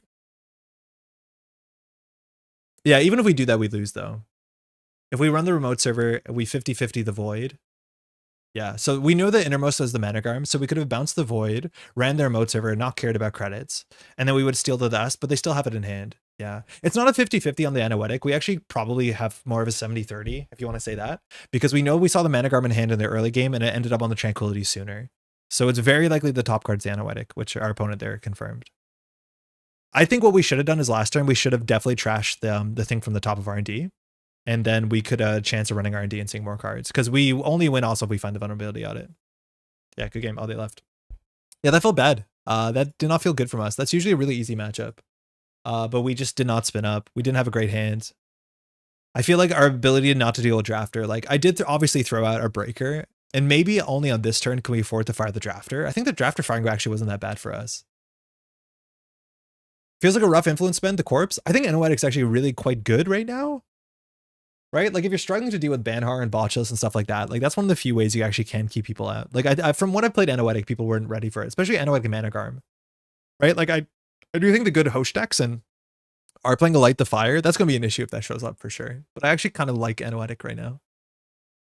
It's not bad, especially in front of a Brawn. People can't really run back through that. Yeah, it came down to finding the last vulnerability. Void YDL vulners like everything? I think it's everything. How many pinholes is this running? 0. It's not running any pinholes. It's not running any hard asset tech. It's running a lot of these like fun slots that I think I'd rather play for consistency. Like it's an Illumination deck. Oh my God, if we drew Illumination in the early hand, we'd actually be like having a good game. But it's like, if we had the alarm clock, I think that actually would have helped in the matchup. It's on 2 mag electrics, which I don't think we would have used. But the bigger issue is we just can't deal with Drafter. I don't know. I feel like I've been playing Carbon and Criminal right now. I have a very big incentive to run, what's it called? Game Dragon Pro trademark, or a Leech or something like that. People are playing pinholes. So Void is that. I think there's so many things in this deck to pinhole that you actually get away with it. Whose fault was it for telling people Illumination was very good at a faction? Was good at a faction? I mean, it's sick. It's like my best draw. It's so sick when it happens. It's so good. Give us Bagalter back. Yeah, I don't know. I think our inability to deal with Drafter. This Drafter in Archives was also game losing. The face check here was actually really, really quite bad. And I think I realized that when I was face checking, but we have to force them to have it. But I think this is actually a really good ice to put on Archives. I think the ice that they would put on Archives is either Drafter or an Ablative for late game. But the fact that it was a Drafter that fixed their Spin Doctor and put the agenda remote server, it gave them a whole turn. Revolver not good? No, I would play Revolver. I would play Revolver in this for sure. I like Revolver a lot. I think I'd play 2 Revolver, at least. We ended on 20 credits. Sure, we can afford Carbon this game. I don't think so. That was a cool game though. I'd actually want to see the other side of the table. Actually, I'm going to see the other side of the table. I don't do this enough. Like, how bad was our pressure? How do you see this? Stats? It takes a while, right? No money for like 9 cards. Yeah, I know. We probably should have clicked for credits. I do think the turn that we went for the Lilo, we should have just clicked for credits and played the Class Act. I think it's more efficient, especially if we don't find the money. All right, there's our opponent. God, we're nice in chat. They mulliganed this hand. I could see it. It's not the worst hand. They could have got punished. They had no ice. They drew into the ice. It was a Drafter, which I think that makes sense. I think as soon as they put the Drafter on HQ on turn 1, we should learn that that means that their hand is pretty bad. And this is their only ice. Because Drafter on HQ turn 1 is like pretty awful. But the greasing now is really good because at least, or the YDL is really good because they get it back. So here we're reading this one agenda in hand. That makes sense. We draw the boomerang. We get the Hermes. We go for the single. Illumination would be in sick here. We get nothing good. Fine. We know they have the Trank. Okay. So here they put the ice on R&D. Okay. They don't go for the remote server. I think Zahya is going to do that with the Hermes, which I think is fine. 6 cards in hand. So this was really bad for us. We went through the Docklands into the... No, this was good for us. We installed the Docklands but clicked for credits. Yeah, that's not good. But we knew that the hand probably had 2 agendas in it. And exactly at this point, it has 2 agendas in it. And they can't do much with it. They were starved on ice. So the remote server... It's just Tranquility. I think we should read this as them not having ice because obviously we can't trash this, so they might do this anyways. But I think they'd rather put ice here before they do this. Here we run HQ. I think at this point they could have res the Tranquility. That would have had a huge impact on their game, but they might not have wanted to because it betrays that there's agendas in hand. But at this point in the game, there's easily 2 agendas in hand, and we at least got one of them. So we steal the offworld, we bounce, and we see the Managarm, and then we have to like do nothing. We hit the Class Act, we click for a credit. All right, they get the Scatterfield to get Ablative, so they're going to do Scatterfield Trank. Okay, good. And then here we probably should just click 3 Class Act. Instead we lie low. We draw Clean Getaway Archives, which is not great. And then we have this hand, which is very, very hard to deal with. I don't think you install Class Act to 3. Maybe it's right to Class Act in 3 and just say that you're Bravado your way out of this. I guess that's what we did. And we didn't draw Bravado. Okay. So that's bad because without hitting a 3 credit econ card, like knowing to go this low, you can only do if your deck has 3 Bravados, which we do, 3 Clean Getaways, which we do, but we played 1, or I think Carpe Diem maybe, because it's really hard to get out of this hole. If you top deck a sure gamble, Like there's so many cards in our deck. I guess there's 5 cards in our deck that get us out of this hole. Sure Gamble's not exactly it with this many cards. So we'd have to just discard cards here. All right, so they're pushing. We thought this definitely wasn't an agenda. They iced up archives, which might be maintenance access respect. We did look like we prioritized the DECKLISTS, but our early pressure wasn't very good. This second ice was so good for them. If they didn't second ice here, we would boomerang transfer. This turn took a while, and if they did not do this, the game is so different. This was like one of the most important plays that they made, because if they don't ice this up and say they double ice the remote server, all we do is the same play where we do boomerang into transfer, and then we have that huge swing. We get credits to DECKLISTS. We have a pretty good chance of hitting the midnight, getting a Hermes bounce, and the game absolutely collapses on itself. Hey, Wyatt, good game. I don't get roasted too bad on this replay. No, for sure. This was really sick. I didn't realize you were watching. This was like the most important play. My problem with the Game Dragon and Crim is more so it's not meta when you can afford spending influence on it. Yeah, and actually, Meteor, I think I'd maybe rather play Leech if that's the case. I just think with Chesva, you run into an MU problem. What's it called? A breaker problem. I honestly think I'd actually be interested in the Zahya deck and not running any of these breakers and just playing Matryoshka, Leech, Chesva. I think that is probably what we want to do. Like if our deck is so run based, I'd rather just be able to run all the time.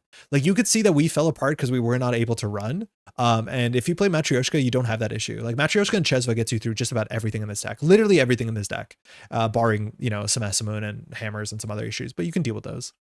I think I'd be way more down for that. It doesn't work with Illumination as well, but it's like just so easy to get on the table, and the numbers on it are better than most of our breakers. This turn sucked. We sure gambled. I don't know. We installed the nuke and threw out cards. Bad discard. Hey, Warrior, it's my goal to make a good enough runner and corp deck that can take Andre on a game. Totally possible. I think just about any deck can do it. You can net deck too. But that's like one of the cool things about this game. Props to you for Wyatt for taking him on. Wyatt's been doing really good. Wyatt did fantastic at the last, what's it called? At the showdown. But Wyatt has only been playing for like 6 months, right?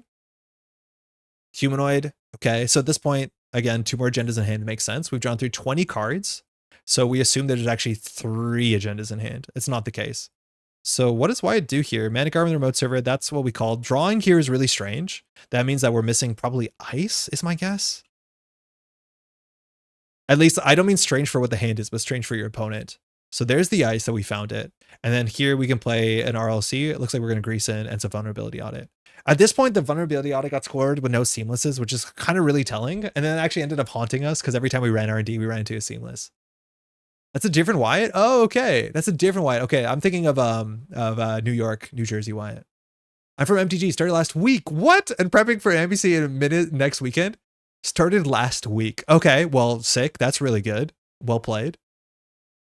Enjoy Minnesota? I know, I'm assuming it's Minnesota. All right. Just gave Andre a complex. We just can't make runs. All right. We're drawing up. See you at OTG. Oh, it's OTG. Oh, okay. Yeah, OTG is this weekend. That's a mega city, right? So OTG is this weekend. For those who don't know, it has like a cash prize. So like someone can win $500. Maybe that's bringing out the Magic the Gathering players. He says tone flag neutral. But yeah, it's interesting. I don't know if that's gonna bring people out for it. It's not a mega. It's not a mega, right? No, it's not a mega. It's a, what is it then? It's an NPC event too. All right, we have to install our shitty breakers. And then we throw out a boomerang. Okay, RLC, not scoring out. We dropped the Anoetic on top of the vulnerability audit. I think I didn't realize that that was an upgrade after.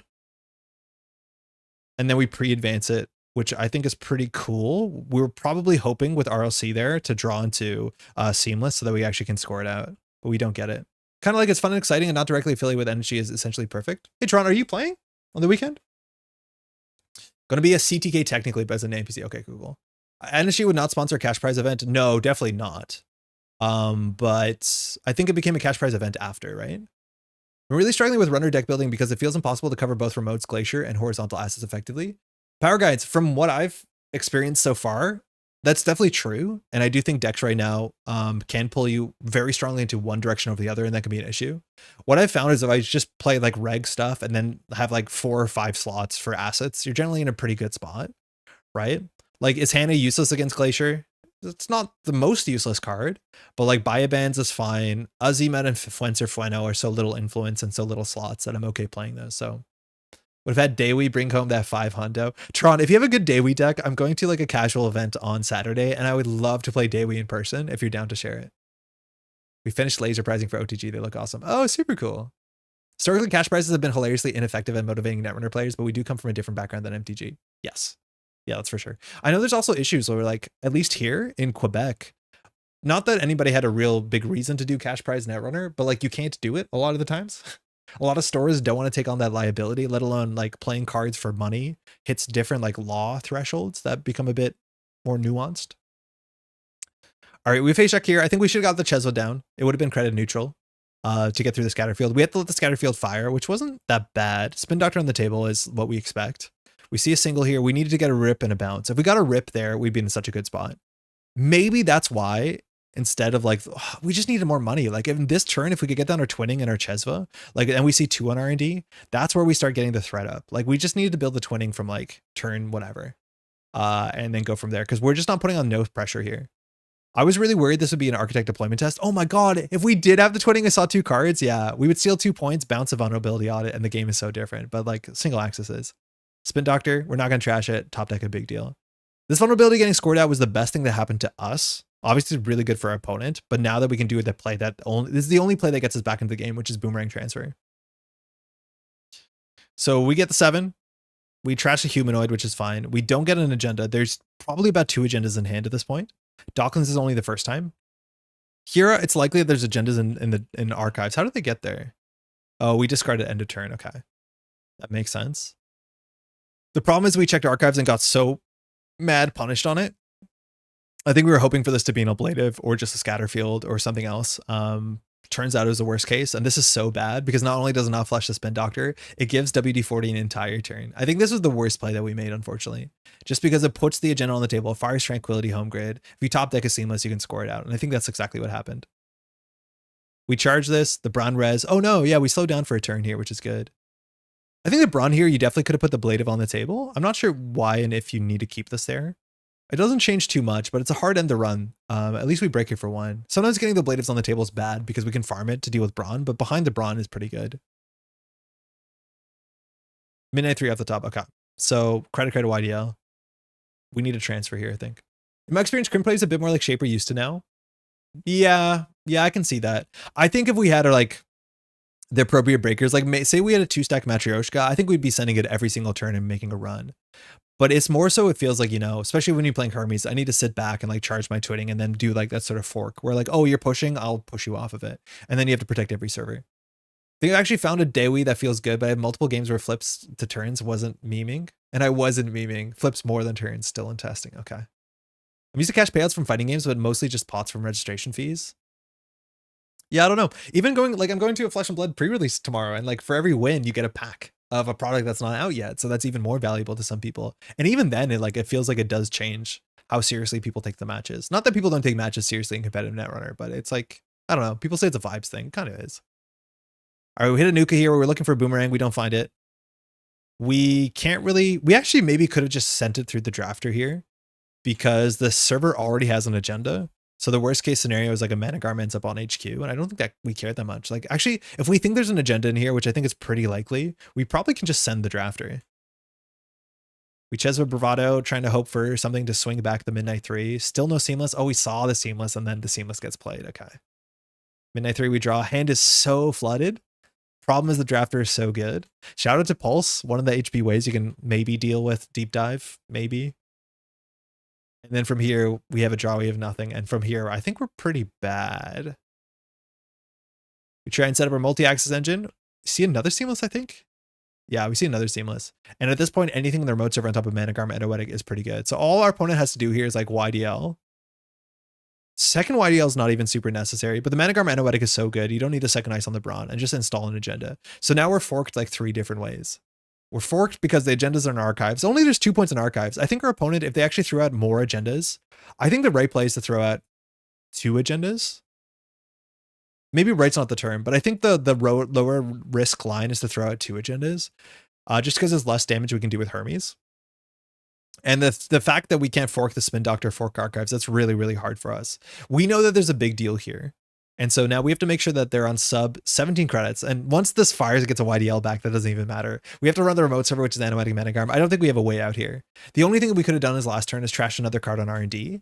But the chance of finding an agenda is in R&D. What's the chance, right? This is a 2-pointer. 3, 4, 5, 6, 7, 8, 9, 10, 11, 12, 13. So there's only 2 agendas in 10 cards. So we would have not the worst shots. But even if we get a bounce there, unless we find the vulnerability in another 2-pointer, we lose. So the only line I think that wins the game here is like, go R&D, see 2 new cards, find a vulnerability audit. If we don't find a vulnerability audit this turn, we lose. Then we need to bounce the Anoetic, which we know where the Anoetic is, and then we just run Brawn. And I think that wins the game. I think that's the easiest way to win the game. The problem is we are only going to see 1 card in R&D instead of 2. Because we didn't trash the Humanoid first. I think we should have trashed the Humanoid for 1. Just so that next turn we could see more cards. I think that actually was very important for us. And if that whiffs, then we just start sending it and doing this silly transfer stuff. Because the agendas have nowhere to go. The cool thing you actually can do, and I don't know if it came up, is that when this drafter fires, another line that WDD had access to. So bring back the YDL is fine. That means the Econ Denial doesn't matter. This Managarm I don't actually think matters because our money doesn't matter. I actually don't mind the line where you take an agenda and you stall it on top of this agenda. Because this agenda now goes into archives, which means there's just less agendas in the game. I think if every time we went through the drafter, if you just put an agenda on top of server 2, you are locking the game out. We have no chance of bouncing stuff. It's a really cool line, but I do think installing on top of it and trashing forward is really good. Because there's some weird awkward state. Like imagine with Docklands twinning, we see 3 and we steal 4 points. And then we bounce the Anoetic and the Managarm. Then we run the server and win. Like this feels good, but like our money is relatively useless. And we're going to make so much money off his eye anyways. So we had a small chance of winning here, right? We had to see 3 and see the Midnight, the Offworld. If we bounce the Midnight, we also have another target there, but we could technically win here. So either, yeah, Spin Doctor Management or putting the agenda into server 2 would be really good. So what do we see? We saw YDL. That's always frustrating. It has a magnetic property once you know it's in hand. The Pulse, and at this point we missed the red level. Okay, so we full whiff there. We go back, same idea. You get an agenda out of the hand and you put it in server 2. If that line happened, Wyatt, I would absolutely melt. It would be the worst thing for us. I would just want to fucking concede the game. Realizing the drafter is allowing you to bin agendas. It's so wild. But it's probably the play. Now the hand is getting bigger. This Tranquil in the table, it forced a run out of us, but we don't have much else to do. This run actually would be probably better if we still ran R&D. And saw another card on top of the deck. This run has like a 0% chance of being an agenda. I think there's a vulnerability in the bin, which there is. Okay, so there's a vulnerability in the bin. So there's no way that we win off of R&D. But yeah, I think it's actually a better line. Oh no, we have no multi-access. Okay, running R&D is useless. We find a Midnight 3, we steal, we bounce the Midnight 3. We only see a single card here. Yeah, we run this. That's fine. And that's the game. Yeah. Good game. Well played. Really well played. That turn that you did not get ruined on HQ was super, super important. This drafter placement was also fantastic. That got us so damn bad. But really well played. Very cool. We should do replay reviews more often, especially interesting, informative. Thank you, Tron. Yeah, I don't do this enough. I know there's a lot of great players who do this more. Shout out to like Jeff and Sokka do this a fair bit. And I think it's actually like super, super useful for both players. Converted many wins into frozen margaritas at a restaurant down the street from the local. That is the advantage of cash. Steed told me the shiny card prize was good and I booked a flight. Oh, Daria, you're going out there. Yeah, that tracks. You do travel for that sort of stuff. I wish you the best of luck. I'm always excited to see the decks you're playing, Daria. Yeah, man, if you've been playing for a week, that's absurd. That's genuinely absurd. If you come from a card game background, obviously that helps a lot, but you did take your time to think through the lines, which I think a lot of people too are not super comfortable doing, but I think it's worth doing for sure. Soccer streams are informative. Also fun watching him die to Saisentan. He didn't. He should have. He almost died to Saisentan, I think, today. He had 4 cards in hand with, I think, 1 steel skin. Maybe it was a steel skin? Yeah, and then after that, he's like, wait, actually, the mouth was pretty bad. Well, I'm fine. Very, very cool. I said almost? Yeah, I know. Also fun watching him almost die. I don't think you're excited to see the decks I'm taking this time. Oh yeah, that's true. I'll see you on the front page in RNDB. All right. Oh, it's past midnight. It's too late for me. Thanks so much for hanging out. We'll be back tomorrow on the other channel. Daria's flying out to Minnesota to the Game Center for the OTG, which is this weekend. I should check what the prize support looks like. There's probably some cool stuff. Thanks so much to all these names to hear more that support the Metropole Grid, so we can hang out and do stuff like this. Video content. We're working on some video content. It's been a bit slow. Shout out to Jeff. You can watch the tier list that's been up on his channel for a couple days now. But otherwise, all these names and our Daily Cast patrons support the channel, so we can make Netrunner content like this. If you want to support the channel, you can find a link in the description. Any amount of contribution is incredibly appreciated. We also have all our Daily Cast patrons. Unfortunately, their names are not here, but very, very much appreciated. If you also want to help support the channel, leaving a like on the video helps a heck of a lot. It really does. It's really, really simple. If you want to subscribe to the channel, that's for sure. Thanks for the stream. Thanks for dropping by. Is OTG being streamed? I'm not sure it is. I don't feel like it was last time. But if OTG streamed or videoed, I think that'd be pretty hype. Time to watch the runner tier list. Yeah, enjoy it. It's like 2.5 hours. It's good fun. This weekend, we got some more Netrunner. We're going out to casual. I'm kind of considering, like, it's someone's house, so I don't feel great bringing a camera. There's a chance maybe filming it makes some sense. I'll think about it. I honestly don't know if I feel super comfortable about it, but it might be nice to get some gameplay on this channel that's like tabletop gameplay. That's cool. There was a stream last time, yeah, but who did it? Code? I'm not sure who did it. It was a bit. Anywho, if you want to drop by tomorrow afternoon for some Marvel Champions, we'll be there. We got some new cards, but otherwise, safe travels. Enjoy your tournaments this weekend. Flesh and Blood pre-release tomorrow. That's going to be fun. But otherwise, we'll be back on Tuesday. Cranked CTC Josh. Oh, sick. That tracks. That makes a lot of sense. All right. Take care, y'all.